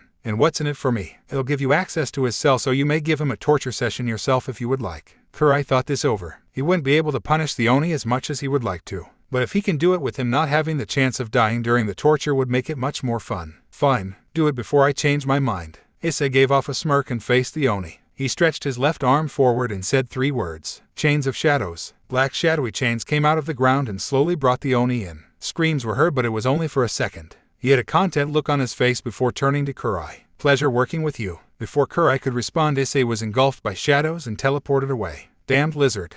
Issei simply smirked and he kept walking forward. It only took a few more moments until he reached the final cell he would visit. Within the cell was the most recent prisoner, Saji Genshiro. He was chained to the walls with the inability to move. Because he was newly added to the prison, he wasn't used to all of the torture that would go on. He had tears going down his face and lots of rips in his clothing. There were stains on the ground and walls of the room. "Oh Saji, so afraid, so alone, so lost, and most of all so weak," Issei mocked. Saji looked up to him with pure hatred in his eyes. "You bastard. How dare you? You know what the funny thing is, Sona knew about me trying to kill you all along." Shock now ruled his face. The shock that the love of his life sold him out. All it took was a promise of 2 favors and she was accepting of your death. "Too bad, I'll be leaving those girls Momo and Ruruku. Well, I'll kill you." "Is that a fact? Well, let's just see about that. For now, let's just have some fun." Issei put on a sadistic smile and grabbed a dagger from the wall. Slowly dragging across Saji's face, Issei buried it into his right eye. Ahhh splattered from the eye socket and temporarily blinded him. Then shadows from the wall flowed into his eye and healed the eye, but the pain remained. With a snap of his fingers, 2 miniature shadow dragons at Issei's side. Without having to say anything, they began to take large chunks of his arms off, and when they were regenerated back, continued the process. Splattered all over Saji's uniform, making it go from white to crimson red. "You bastard, please stop this," he exclaimed. "I think we should get rid of that voice of yours." Issei took hold of a second dagger and plunged them both into his throat. His bones began to break and rapidly sprayed from him and coated the cell with his. Normally such an act would instantly kill him, but the curse of the prison wouldn't grant him such a luxury. Once again Issei drove another 2 daggers into each of Saji's eyes. His tears turned into and he couldn't do anything to stop his suffering. After a few more minutes of watching his work, Issei decided that it was enough and went straight to the point. He summoned more shadows to surround Saji and sent them into him and pulled out Saji's absorption line. "Now that your sacred gear has been removed, you'll slowly lose your life, my friend. But I'll let my children finish you off." Many more miniature shadow dragons filled the cell. They had a look of hunger towards Saji. "Any last words?" "Go yourself. Well said. Issei began to walk out of the cell, and with a final look back to Saji he snapped his fingers. Each of the dragons brutally started to feed on Saji's flesh. The yells were slowly getting silenced, and when it was over he gave off a satisfied grin. Upon returning home, Issei found all of the harem girls in the living room. They all looked to be enjoying themselves. Rias and Grafia were in the corner of the room, assumingly talking about the whole situation with Surzech. The fallen angel trio seemed to be catching some TV, and Kuroka was playing with Lilith while using some of her senjutsu. Issei began to walk towards the two and asked, "Where'd your sister go?" "She went to her room and sleep. She's still not very used to using senjutsu, so she needed rest," Kuroka replied. "Speaking of rooms, I need you to come up to mine. It's important," Issei said. "Oh, do you want me to carry your child so soon?" Kuroka seductively asked. "Get your mind out of the gutter and follow me," Issei commanded. "Lilith, go play with some of the others while Kuroka and I talk." Lilith nodded and made her way towards Grafia and Rias. Issei smiled before turning back to Kuroka, and they both went up to his room. With the new renovations, it took a bit longer than expected to find the room, but once they found it they walked in and closed the door behind him. "What's this about eyes?" Kuroka asked. "It's about this," Issei replied. He reached out his left arm and summoned the absorption line he took from Saji minutes earlier. "Is that?" Vritra answered aloud. "How did you get it?" "Why did you get it?" Kuroka asked. "To put it simply, I've been wanting to take this from the kid for a while and give it to you," Issei answered. "Why me? Why did you want me to have this?" Kuroka asked. "It's because of that day you were close to death," Issei answered. "I don't see how that has to do with anything." "I would have survived," Kuroka stated. "Though you wouldn't have. If I didn't unlock Supremic Prison, you'd be dead," Issei retorted. "You absolute moron, how are we supposed to get out of this?" Kuroka exclaimed. "My fault, you were the one who suggested we go visit some random town to buy some food," Issei retorted. "Well, how was I supposed to know it was run by devils?" Kuroka replied. The two continued to bicker to one another as they were being chased down by some low-class devil guards. An hour earlier, Kuroka had suggested to Issei to visit a small town far away from their home in Kyoto. When she proposed this, Issei immediately declined the suggestion as the town was too close to devil territory, and if anyone recognized Kuroka, the two would be in major trouble. After minutes of arguing, Kuroka threatened to stop serving Issei tempura. Not wanting to be tempura-less for another extended period of time, Issei reluctantly agreed and the two were off. When they finally reached their destination, the duo visited a market where Kuroka was spotted by a horde of devil guards and were led to the situation they were currently in. "Damn it, we reached a dead end. What are we gonna do now?" Kuroka exclaimed. "Simple. We fight," Issei answered. A bright shine of light emerges from where Issei stands, and when it subsides, Issei is in his black scale mail armor. "To hell with this, I'm not going down without a fight," Kuroka exclaimed. The two charged at the devils and quickly made use of them. While Kuroka distracted them with the help of her senjutsu clones, Issei began to pick them off one by one until two remained. The final two were much more powerful than the rest were. They were able to overpower the clones and eventually knocked Kuroka into a tree and knocked her out. "How dare you!" Issei exclaimed. He charged at both of the devils with pure rage. He wasn't in control of his emotions, and because of this his movements became more sloppy. The two devils dodged each of Issei's attacks until one was able to pin him down. "Did you really think you could defeat us?" Dragon 1 mockingly asked. "We're veterans of the Great War and Devil Civil War. We can survive anything." "Truly, you are no match for us," the other added. With a blade in hand, the devil slowly made his way towards an unconscious Kuroka. Issei's eyes were widened at how the devil planned on executing his friend. He was furious at his plans, but was even more furious at how he couldn't do anything about it. "I wonder what the reward is for killing this one." "Let's find out," he said while swinging the blade. "I won't let you."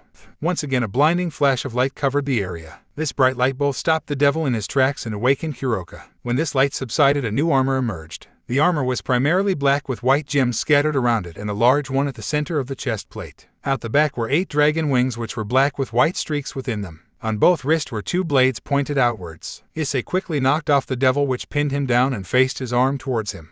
A white blast came out of his hand and upon contact eliminated the devil. He then turned his head towards the other devil and once again reached his arm towards him. All the shadows around the devil were formed into 5 feet shadow dragons. With a snap of his fingers, the shadows began to devour the devil. He didn't even get a chance to cry for help. His death was rather quick, but painful. Kuroka stood there stunned. She was scared because she had no idea if Issei was in control of his actions. There was still a possibility that this new power corrupted his mind. Her thoughts were silenced when Issei suddenly appeared in front of her. She couldn't move, she was too tired from the battle to move at all. His face plate dissipated and he cupped her cheeks with both hands. Issei Kuroka was silenced when Issei pushed his lips against hers. Her eyes widened as she stood there stunned from his actions. When the shock subsided, she soon responded with embracing Indy as well. It went on for a few more minutes until they both finally separated for air. "I remember when we first met you questioned to why I insisted into fighting alone. Before that day I felt so incomplete. But now with you I feel whole. I don't want to fight alone anymore. Will you stay by my side from now until death?" Issei softly asked. From when he saw the devil trying to kill her, something inside him refused to let her die. Even from the day he met her, he felt something special. He's always wondered what that feeling was, but now he knew. It was love. Now that he knew he loved her, he wanted to be with her. Always. Kuroka was shocked by this request. Because of this shock, it worried Issei that she would leave him. But those feelings faded when she gave him another. Always Naya. I don't understand why you want me to be so protected. Even if something happened to me, you still have the other girls, Kuroka stated. That's not true, Issei replied. Kuroka turned to him in a shocked manner and asked, and why's that? Sigh, I never told you this because I thought it would worry you, but now is as good time as any. Look, as you know, you were the first person I made a mating bond with. Unlike Reyes and Grafia, a piece of my spirit is in you and vice versa. Because of that, if either one of us dies, there would be dangerous results on the other. If I died, you would probably go into a deep depression, unable to feel anything. But if you died too, would become an evil dragon. Kuroka almost began to burst in tears as Issei finished his statement. Thanks to Vritra, she knew how dangerous they were. The evil dragons were brutal and thirsty and were willing to even kill their loved ones to satisfy their needs. They were war machines and destroyed everything in their paths, at times even themselves. So far, the only one known to stay sane as an evil dragon was Vritra, but that didn't last since he was sealed away into the sacred gears soon after. Kuroka threw herself at him while crying in his chest. "Chu had no idea. I am sorry," she cried. "It's okay, Kuroka. There's no need to cry," Issei assured. Once she finally calmed down, she accepted the gear into her. Once the sacred gear was combined with her soul, she tested summoning it, and to their surprise, the purple gems were replaced with white ones. Another thing to ask Ophis about. Congratulations on your new sacred gear, Kuroka. Perhaps we should go get some drinks downstairs, Issei suggested as he began walking to the door. I don't think so, Issei. I have another way we can celebrate, Naya, Kuroka said seductively. Hold on. You were just crying a minute ago and now you want to have, Issei asked. Of course, Naya. Why don't you come and comfort me, Naya, Kuroka said as she pulled him into the bed and got on top of him. She used a magic circle and undressed them both. No foreplay, you want to get right into the action, Issei joked. I don't think foreplay is needed, Naya, Kuroka said. I've noticed your bulge for a while, Naya. Kuroka leaned in and connected their lips together. Issei opened his mouth and their tongues were put against one another for dominance. Because he wouldn't allow himself to be dominated, Issei easily won this little battle. Even if she wasn't in control, Kuroka was still having the time of her life. She was moaning and then was practically soaked in her juices. Once she was satisfied with this, she aligned herself to Issei's cock and impaled herself with it. Naya, it's so big, moaned Kuroka. Like he always would, Issei started off strong. His thrusts were fast and hard. He would suck on her and rub her tails. Her pleasure was always his focus, so he did what he could. Every time Issei had been in her, it's always felt a bit nostalgic. The feeling of being one with Kuroka. The two loved it. Meanwhile, Kuroka always loved when Issei pierces her womb. It didn't matter as much if he came inside her. Nakamata usually have low odds of pregnant outside their mating periods. Usually. RRRGGHHH, Kuroka, you are so damn tight, Issei groaned. Naya, be because you don't give me attention that much, Kuroka retorted. That's because I don't treat slutty cats that always tease, Issei replied. Naya, is so mean, Kuroka said. Tell me the truth or this kitty won't get her milk, Issei demanded while slowing down.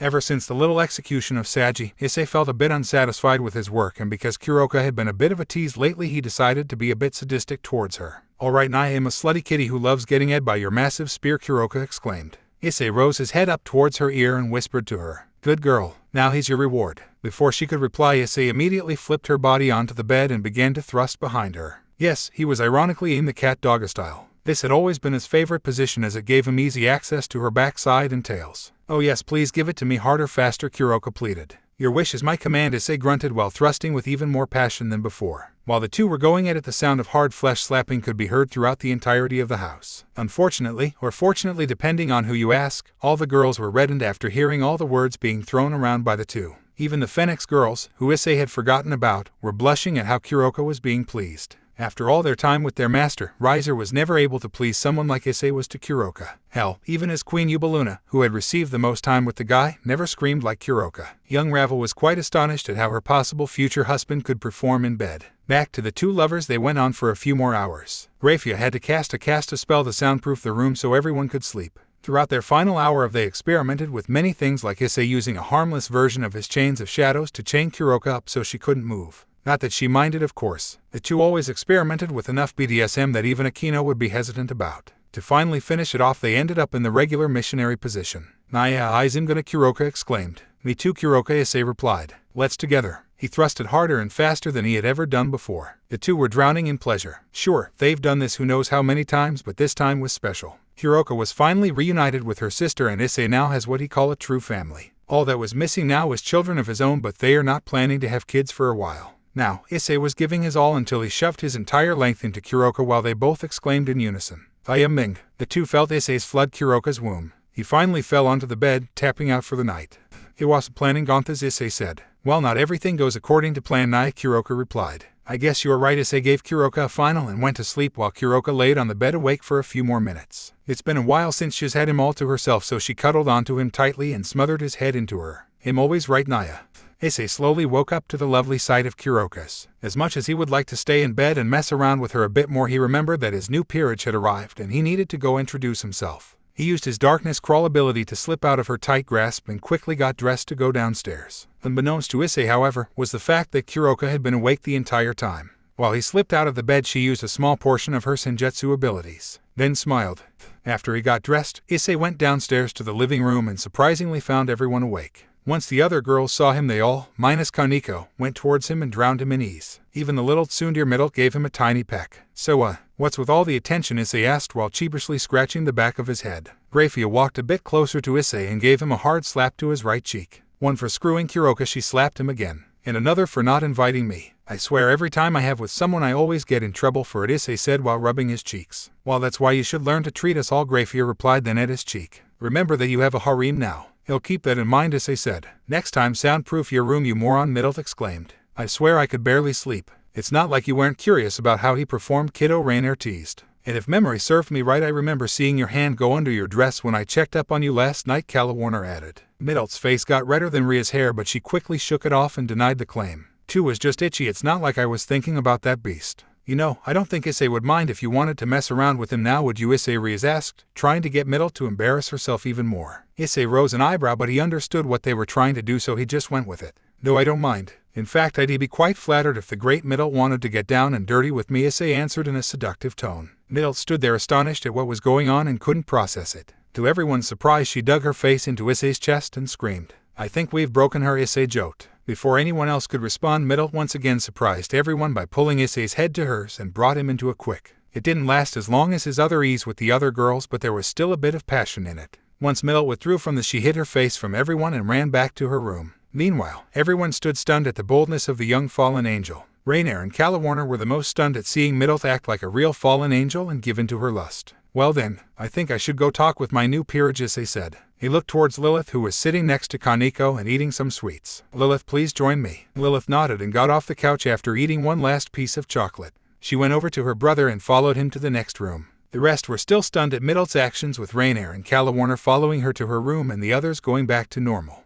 Middle laid on her bed, face in a pillow and thinking over what she had just done. She had no idea as to why she just had the guy. Part of her was thinking that she was just going to become another girl he sleeps with, but another part was overjoyed about the decision. Then she heard a knock on the door. Come in, she said, muffled by the pillow. The other two fallen angels walked into the room with a somewhat worried look on their faces. You all right, Middle? Calawarner asked. Just fine, Middle answered. Why do you ask? Well, you ate Issei out of nowhere and ran off, Rainier replied. What was that about? Calawarner asked. Middle got up from the bed and sat on the edge. She was reluctant to answer, but she's known the two for a long time, so she could trust them. I don't know. I just poured all my emotions at once and at him. I didn't know how he would react, so I just ran away. I'm too scared about him rejecting my feelings, Middle answered. She was in a true state of confusion. Middle had never cared for another person like she did towards Issei, and so she wasn't sure about how to handle the situation. Rainier and Calawarner both smiled at Middle and her nervousness. Even though she can be pretty aggressive, she's still a girl in love. I don't think you have anything to worry about, Middle, Rainier assured. And why's that? Middle asked.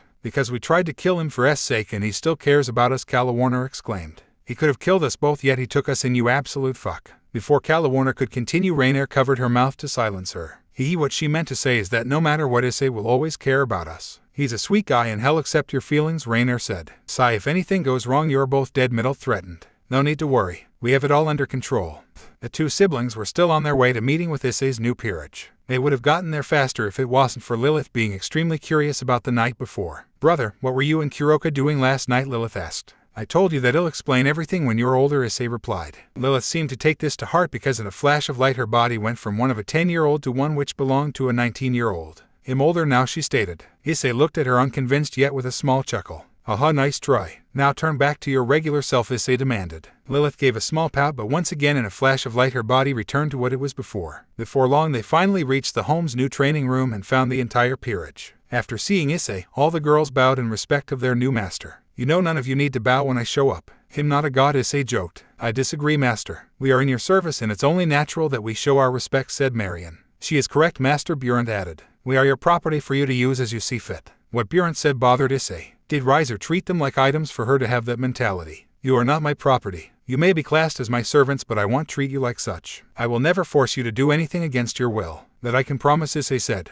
The girls were quite moved by his words, with some like Zuelan, Yubeluna and Shiria having a small blush form on their cheeks. Even with his mini speech, Marian and Burant insist on referring to him as master to keep with their role as maids. Issei reluctantly agrees but states that they are the only two who can call him by that. After some more chatter, Issei finally realized where they were and asks why he found them here. Wait, why are you girls here in the training room? Issei asked. Because tough guy Issei is strong and Lady Ravel wanted us to be strong like Issei Isle and Nell said in unison. Haha, so it was your idea, Ravel. I gotta say I'm impressed with your thinking, Issei complimented. It's not like I did this for your sake or anything. I suggested they train so they stay at peak performance, Ravel retorted. Gee, she's a devil version of Midalt. They even look similar, it's so uncanny, Issei thought. Well, either way I appreciate you doing this, Ravel, he Issei thanked. Speaking of which, how did you girls get yourselves accustomed last night? Just by saying this, most of the girls got red after remembering how they arrived. Well, because you were performing intercourse with one of the girls, Lady Gremory and Graphia showed us to our rooms, Yubeluna explained. I see. Well, I hope that you could forgive me about not being able to get you settled and myself last night, Issei apologized with a bow. TT, there's no need for you to apologize. We understand that you have to relieve yourself at times, Yubeluna assured. Of course. Remember that if you ever need someone to relieve yourself with, you can always depend on me, Shiria said seductively. I'll keep that in mind, Issei replied. Oh, I hope you do, Shiria said before walking away while swaying her hips. She's gonna be a handful, isn't she? Issei asked. Unfortunately so, Zuelan replied with a sweat drop. Issei stayed with the girls for a little while longer. He even had a little spar with Carlamine and Cirrus and showed them a few tricks. He's for sure the best sword fighter the two had fought against before. While he trained with Cirrus and Carlamine, Yubeluna watched over Lilith, who was playing with Isle and Nell. Apparently they wanted to see how effective their chainsaws were against a dragon, and to put it shortly, they immediately broke upon contact. Lilith so felt bad about breaking their chainsaws that she made them new ones, but with some extra features. She added the ability to transform it into a machine gun. On regular occasions, Yubeluna would have been against this decision, but because Lilith was Issei's sister, she let it slide. After a while, Issei got a message from Sona saying to meet her and her peerage at the student council room. Excuse me, but I have to meet with Sona, Issei said. I think I should go with you, Yubeluna suggested. I don't think that's necessary, Yubeluna, I can go alone, Issei replied. I insist. A queen should always be with their king at all times, Yubeluna said. I'm not gonna win this fight, am I? Issei asked. Nope, Yubeluna replied with a smirk. Fine, whatever. Ravel, may you please watch over the rest of the girls, Issei asked. Fine, but it's not because you asked me to, Ravel exclaimed. Of course. Well, be back, Issei said before teleporting away with Yubeluna. Why are you cold towards him if you're trying to get him to like you? You're doing a horrible job, Isabella said. You don't like him. If anything, he probably likes me, as I am a high-class devil and he's a commoner, Ravel stated. He does seem to match the perfect example of the knight in shining armor in those fairy tales you've read as a child, Lady Ravel, me, he said. I think our teasing should come to an end. We should watch over Lady Lilith, Mira suggested. All right, let's get working, Isabella said. The girls went over to Lilith, who was still playing with Isle and Nell. Ravel was left standing at the doorway thinking about what Mihi had said. As much she didn't want to admit it, she was right. Issei was Ria's knight in shining armor, protecting her from Riser. Damn womanizer.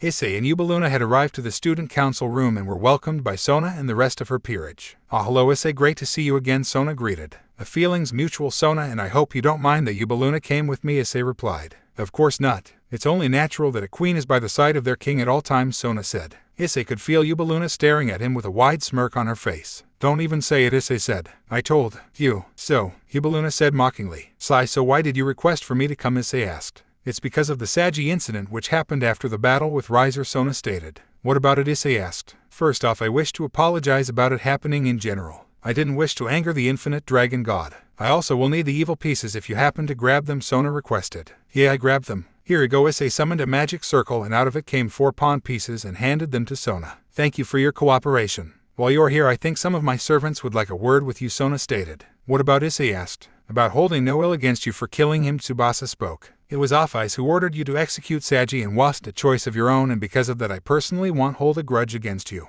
I guess she's mostly right, Issei thought. Us too, Ruruko said, stepping forward with Momo. We know that you didn't like Sagi, but from what Sona told us it's clear you wouldn't actually kill him. We wish to be on friendlier terms going forward, Momo requested. Although, we won't give you our trust immediately. It must be earned. I expected as much. I'm willing to move past this if you are, Issei stated. Both Momo and Ruruko nodded in contempt. Issei then looked at Sona. After what Ruruko just said, it was made clear that Sona somehow manipulated them in some way. I would like to speak with Issei in private. Everyone's dismissed, Sona announced. Each of her peerage members began to walk out of the room, leaving only Issei, Yubeluna, Sona, and Tsubaki. You lied to them, didn't you? Issei asked. It was the only way to remove the hostility between the two and you. This way things will be much easier between us, Sona explained. And what are your thoughts about it? Tsubaki Issei asked. If the president was in agreement, then I want to oppose her decision, Tsubaki said. Either way, his fate was sealed when he offended Ophis. Very true. In any case, the deal is done. One sacred gear and one favor remains. Use it wisely, Issei said. I intend to, Sona replied.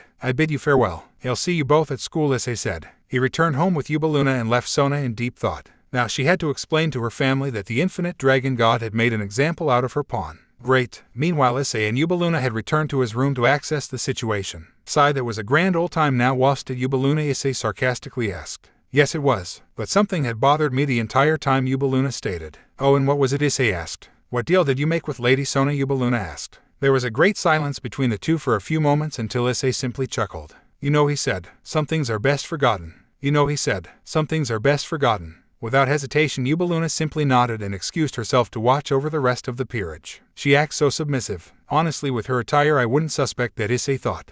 Where were you and Vritra for the past few hours? And from who would you two want to hide from? How the hell did I not sense them then? But him, Albion's great-grandson. What's to stop them from attacking me? I would assume that he and his host came to speak with Kuroka then. Makes sense since she literally left them out of the blue. Yeah, you're right. Issei slowly turned around and took a gaze across his bed. He saw a large lump beneath the sheets. Kuroka, why are you still in bed? It's almost noon. From under the lump in the sheets, Kuroka slowly rose up. Her hair was still a mess and she was still in the nude from the activities she and Issei had from the night before. My eyes, you know that I tend to sleep at night, Kuroka said lazily. This is important, Kuroka. Why was the Red Dragon Emperor here? Issei asked. The question piqued Kuroka's interest as she seemed to almost instantly become wide awake. What do you want to know? Kuroka asked. Suddenly the divine dividing wings sprung from Issei's back. Kuroka simply sighed as she was supposed to sell out her best friend. Oh well, Issei was her mate and had priority over everyone. Her name is Vali Lucifer, as her name would imply she is a descendant of the original Lucifer. Although, as her father and grandfather learned of her being the wielder of the boosted gear, it wasn't long until her grandfather decided to kill both her father and mother. The rest is history. The room filled with silence as Issei began to absorb the information. The question is, why did she come here out of the blue? I possibly could have forgotten to tell her I was staying with Yuma. Kuroka shrugged. Why am I not surprised? What did the two of you talk about anyways? Well, unbeknownst to Issei, however, was the fact that Kuroka had been awake the entire time. While he slipped out of the bed, she used a small portion of her senjutsu abilities, then smiled. Almost as if on cue, a magic circle had appeared before her and out of it came out a silver-haired girl. Her attire consisted of a black leather jacket with a red undershirt. Her bust was easily comparable to that of Kuroka's and possibly even rivaling Akino's in terms of size. So this is where you've been. Am I correct to assume you had a good night? Vali asked. Naya, Vali, am trying to sleep in peace. After last night I deserve at least that much, Naya. Kuroka replied. Is that a fact? Then at the very least explain to me why you left without saying goodbye, Vali exclaimed. When she realized that Kuroka wasn't returning to the team, she was outraged to say the least. Her best friend had abandoned her and didn't even bother to say goodbye. Naya, I had to reunite with my eyes, Kuroka lazily answered. Who the hell is Eyes? Vali asked. He's my lover, my hero, and most importantly my husband by draconian customs, Kuroka informed as she showed the ring on her left ring finger. Vali stood there confused at what was engraved in said ring, but before she could take a look, a red gauntlet covered her right arm. After being momentarily confused by D-Drag's statement, Vali looked at Kuroka and wished for some clarification. If you must know, my husband is known as Issei Hayadu. Not only is he the great-grandson of Albion, but he also has one of Vritra's sacred gears, Kuroka explained. It was best to keep the fact of him also having divine dividing hidden from Vali. She knew Vali would want to fight to the death and wouldn't survive one against Issei. That's because he gave me this. Kuroka raised her arm and summoned the absorption line. He found that sacred gear, Vali asked. Stole it, Kuroka clarified. He already had one of the Vritra gears named Prison of Ruin, but Vritra advised Issei to kill the original wielder of the absorption line and give it to me. No idea. Wonder about that myself. Now why else are you here? Kuroka asked. To give you a warning. Issei recently found out that Kokabiel and his followers have stolen 3 of the Excalibur fragments. Apparently Kuo was his last known position, so keep your eyes peeled. He'll keep that in mind. Thank you for visiting. Kuroka got up from the bed and embraced Vali in a tight hug. As much as she wanted Vali to stay, she couldn't risk the chance that she would find out about Issei's second sacred gear. Before Kuroka could let go, Vali had whispered in her ear. Congratulations, by the way. You didn't think you could hide it from me, did you? Before Kuroka could respond, Vali teleported away through her magic circle. The fact that Vali found out about her little secret didn't surprise her. No, it was the fact she found out so quickly.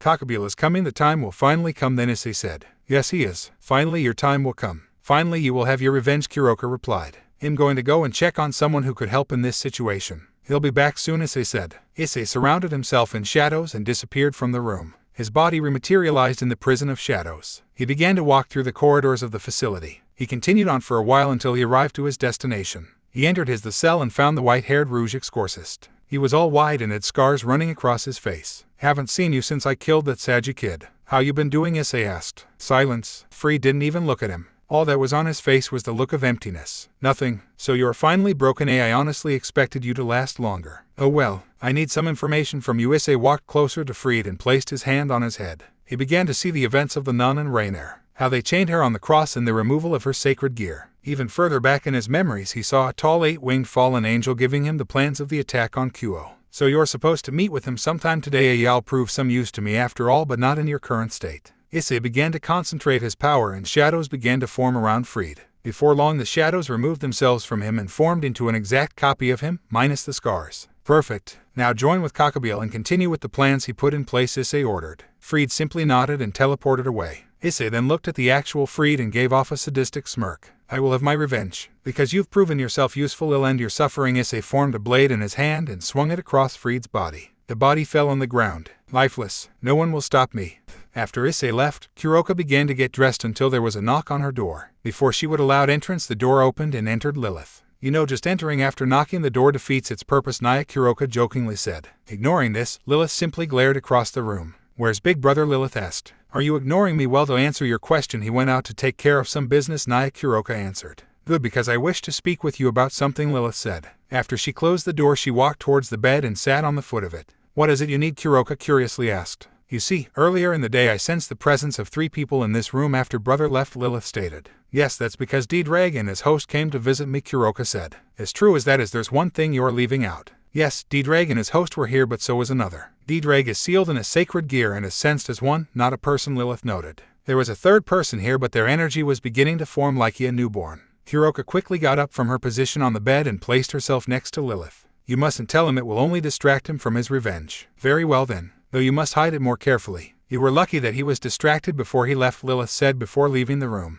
As Lilith left, Kuroka received a message from Issei to meet her with his peerage. She quickly got dressed and smiled as she remembered what she sensed before Vali arrived. Soon, we'll be one happy family. Issei had finally arrived back to a private meeting room within the newly renovated home. The only ones who had knowledge of this meeting were his new peerage, Grafia and Kuroka. The decision to keep Riaz and her peerage out of the meeting was made to keep as much of his plan intact. As counterproductive it was to keep Riaz and her peerage out of the plan there was still some factors he had no idea about. On the flip side, he kept Rainier, Calawarner and Middled out of the meeting so they didn't have to go through the shock of one of their leaders committing such a crime. He also knew that Lilith would most likely be watching over in the shadows, so inviting her wasn't necessary. Once Issei entered the room, he was met with the warm smiles of Grafia and his peerage. He noticed how Kuroka was the only one missing. Not much of a surprise there. Though what was a surprise was that she entered the room sooner than expected. "Honestly, I'm surprised you arrived so early, Kuroka. I expected you to wake up in a few more hours," Issei joked. "Moo, Eyes is so mean to me," Kuroka replied with a false pout.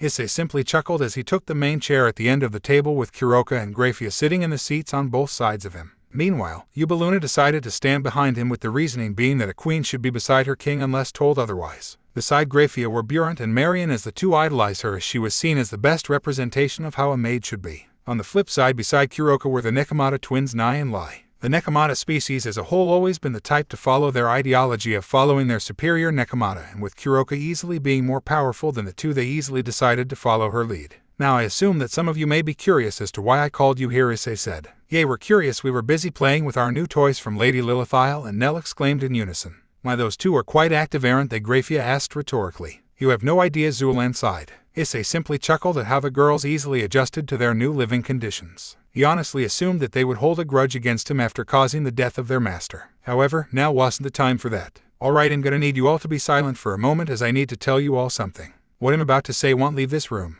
Are we clear?" All the girls nodded. After hearing the seriousness in his voice, they knew it wasn't the time to mess around. "Kokabiel is on his way, and we have reason to believe his wishes to restart the war." Everyone except Issei and Kuroka instantly widened their eyes. To hear that the Cotter-class fallen angel was very worrisome, to say the least. "Are you sure he's coming for that reason?" Ravel asked. "Yes, I was informed by the Red Dragon Emperor that Kokabiel and some of his followers have stolen 3 Excalibur fragments and are on their way here to Kuo," Kuroka answered. "And for what reason would he come here of all places?" Carlamine asked. "Think about it. In this town house 3 high-class devils, and 2 of them are sisters of a devil king. He would most likely try to kill Ladies Riaz and Sona to force their hands to declare war," Isabella deducted. It's actually quite a brilliant plan. Try not to compliment the enemy, Issei Buren requested. In any case, we need to prepare for his arrival. I need to have a trap set up for him, Issei said. Everyone in the room easily saw the anger burning his eyes. It wasn't regular anger either. It was pure and was borderline fury. Forgive me, but why do you seem so focused on defeating Kokabiel? Cirrus questioned. I understand that you have to protect Lady Rias, but this seems a bit more personal to you.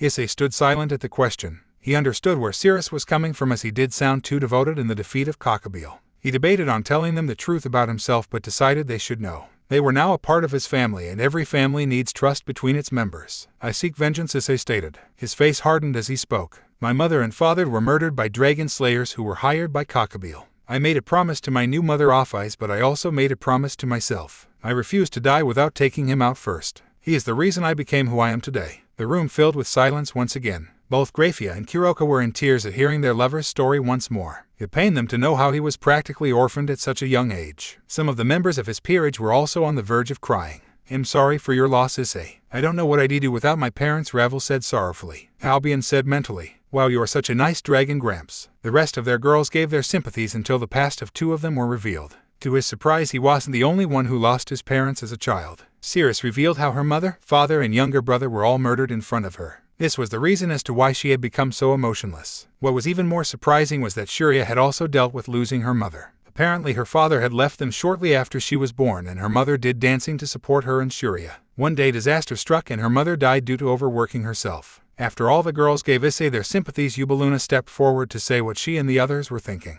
I believe that I speak for us all when I say that we will support you in your quest for revenge. Issei simply smiled at the words of his new queen. The unexpected care for him they all had was very much appreciated by him. They were now a part of his life, not as servants but instead as family. Prepare yourself, Kokabiel, as I will have my revenge.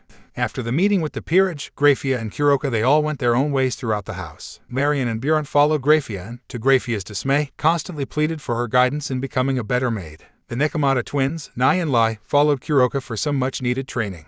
The rest of the girls, with the exception of Isle and Nell, whom decided to go to sleep, were following Issei back to the living room where Rias, Rainier, Kalawarner, and Midalt were. While on the walk there, Issei decided to ask about something that bothered him when he visited the Phoenix Manor. Ravel, ever since I visited the Phoenix Manor there's been something bugging me, Issei stated. What would that be? Ravel asked. While I was walking through the halls of the manor I stumbled upon a statue of Lord Reynard. There was also writing which mentioned someone named Shiryu. I noticed there was a name of a dragon and wondered if you knew who he was. Ravel took a moment to think about who Shiryu was, but the answer soon came to her. From what my eldest brother Ruvel told me, Shiryu was my grandfather's most trusted companion, Ravel explained. He had fought beside my grandfather during the Great War. The two were an unstoppable force. But after the war ended he disappeared, presumably to start a new life in the human world. Why do you ask? Oh, no reason. I was just curious, Issei replied. Ravel saw nothing of it and simply shrugged it off as a dragon being interested in the history of another of his kind. But how far from the truth she was. Issei was quite intrigued at how his father had helped the devils during the war. But what was more interesting was the thought of how old his father truly was. Issei knew that the war started over 1,000 years ago and it didn't end until 100 years ago, which meant that his father was at least 100 years old. It brought up the question of how many other people had a history with his father. After a few more moments of walking through the halls they finally reached their destination. They were met with Rias, Kaneko, Rainier, Kalawarner, and Midalt, with the addition of the unexpected visitor in the form of Akino. Ara Issei, have you been doing some improper things to your new servants? Akino asked seductively. While the girls' faces reddened, Issei decided to go along with the little game of hers. Well, if you knew us dragons you would know we can't easily be satisfied, Issei replied. Would you like to have your turn? Perhaps I would like my turn soon, Akino said as she slowly walked towards Issei. She lowered her body to give herself a better position to whisper into his ear. Word of advice, I like to be choked, Albion mentally yelled. Before Issei could respond, Rias quickly marched towards the two and pulled Issei into a passionate. As he was used to random sessions like this, Issei quickly recovered and reciprocated the. Once that was over, a look of satisfaction formed on Ria's face as she looked at Akino. Akino will say this once and only once. Issei is my husband and I won't let you have him, Rias yelled. But you're already sharing him with so many girls. Is there no space for me? Akino asked. Before Rias could speak, Kalawarner hugged Issei from behind and in the process smothering her on his back. Of course there's room for you, Kalawarner said. Perhaps we can all have a massive orgy in the future. Wouldn't you like that, Issei? Issei tried searching for some help from his own peerage, but most of them were too busy in their own fantasies. Even Ravel couldn't stop herself from thinking about the possibilities. Rias as well was busy thinking of the event as her face somewhat reddened. The only one who wasn't interested in such an act was Kaneko, but she didn't feel like prevent her master from having fun with Issei. He then looked at Rainier for some possible saving. What doesn't sound like a bad idea, Rainer stated bluntly. Are you serious? Before any of the girls could have made a mood, Lilith casually walked into the room. Sister Rias, there's 2 people who have come to see you, Lilith said. Everyone quickly focused on Lilith and saw 2 figures behind her. Said figures were female exorcists, one with chestnut hair and another with blue hair and a fringe of green. The one with blue hair had something wrapped up beside her. Hello there. I hope we're not interrupting something, Zenobia said. After the 2 exorcists arrived, they requested a meeting with Rias. They all went to one of the conference rooms in the home. Rias summoned Kiba from his home, and upon his arrival there was a look of fury as he laid his eyes upon the wrapped-up item beside the blue-haired exorcist. Much like the club room for the orc, the room had 2 sofas parallel to one another with a table between them. On one of the sofas sat Issei between Rias and Kuroka with Lilith on his lap. Standing behind them stood the 2 peerages and Grafia with the exorcist seated across them. I thank you for seeing us at such short notice. My name is Zenobia, said the blue-haired girl. And my name is Irina Shidu, the chestnut-haired girl said. It's quite interesting to see 2 followers of God wanting to meet with devils. What could we possibly do for you, Rias asked. To get straight into the point, we request permission to complete our mission, Zenobia stated. Oh, and what mission are you trying to complete, Rias asked. Well, you see, 3 out of the 6 Excalibur fragments have been stolen from the church, and we tracked the thieves to this town, Irina answered. We were assigned to retrieve them and take them back to the church. We currently hold 2 of the Excaliburs which weren't stolen, Zenobia said as she unwrapped her item. I hold the Excalibur of Destruction.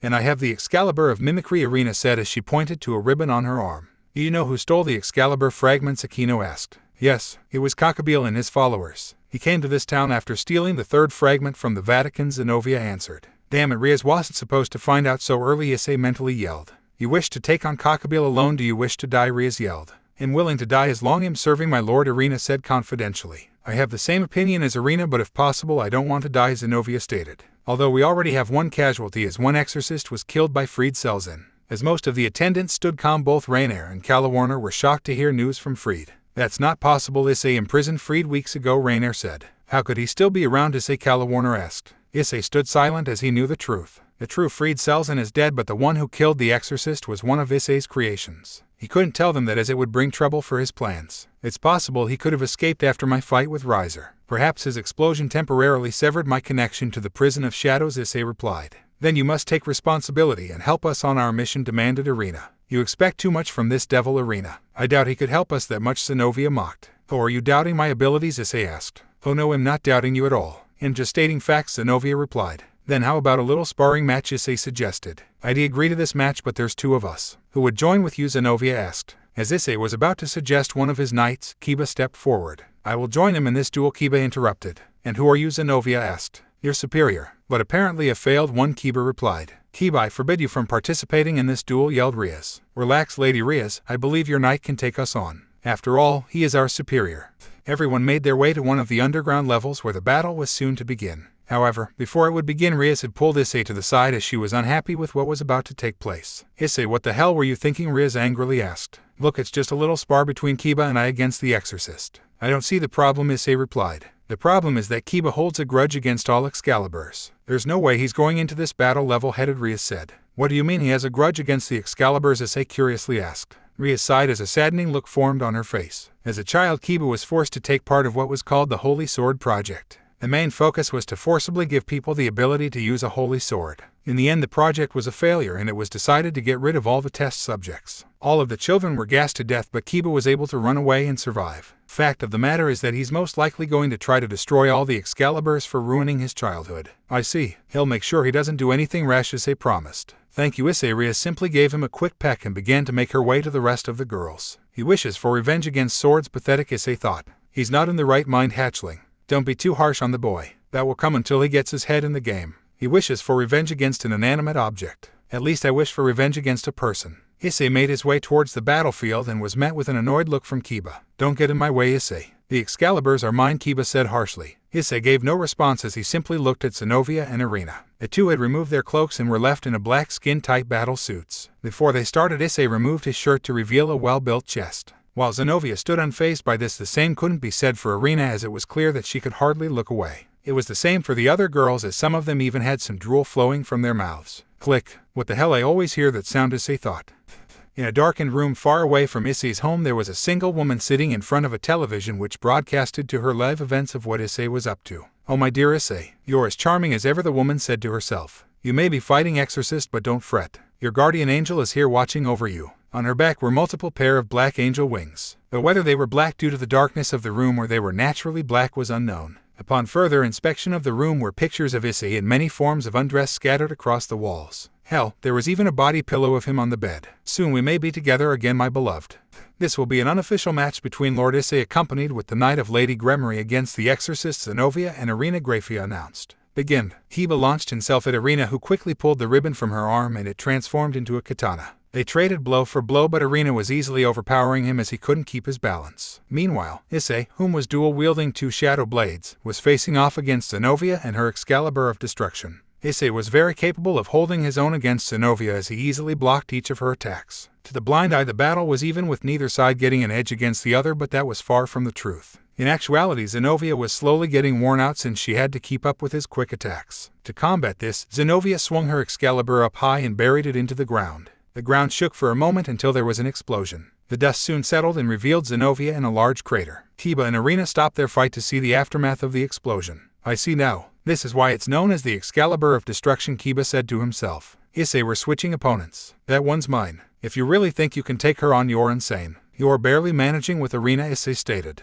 I don't care, we're switching now, Kiba demanded. So you're gonna be difficult. Whatever, Issei said to himself. His body quickly disappeared from his position, and before Kiba could search for him, he felt a sharp pain in his chest. Everyone gasped at what they saw. Underneath Kiba was Issei, crouched with his elbow jabbed into Kiba's stomach. Kiba coughed out before Issei effortlessly pushed him across the room, effectively knocking him out. I think we're done here, Issei said before looking back to Zenovia and Irina. He'll be assisting you with your search for Kokabiel and the swords. Issei turned back to the rest of the girls and stared at Grafia. Grafia, please show them to their rooms. Grafia simply nodded and escorted them to their temporary rooms. Issei walked towards the Kiba, who was slowly regaining consciousness, with a look of disappointment. You're an idiot. You could have died, Issei scolded. I could have taken her on, Kiba replied. No, you couldn't have. You are wasting your time on your need to destroy the Excaliburs, Issei said before walking away. You don't know what it's like. You don't know how it is losing your family. Issei stopped in his tracks, then quickly grabbed Kiba by the collar and threw him across the room. Issei, stop, Riaz yelled. I don't know what it's like. How well, guess what I do. Issei ran up to Kiba and punched him upwards, sending him flying towards the ceiling. My mother and father were murdered when I was a kid. Tell me I don't understand. Then you would know why I need my revenge, Kiba yelled as he tried getting back up. Against an animating object, Issei once again ran up to Kiba and punched him across the face for a final time. Next time you want to throw your life away, don't expect me to come help you. Issei enveloped his body into shadows and disappeared without a trace. No one had the capability to speak. He was in pure rage, and it was understandable as to why he was, though a question remained in their minds. Where did he go? Okay, sadly the chapter is over, and if you enjoyed, just leave a like and subscribe with post notification, so when the next chapter is ready, you will be notified. Okay, see you in the next video. Bye.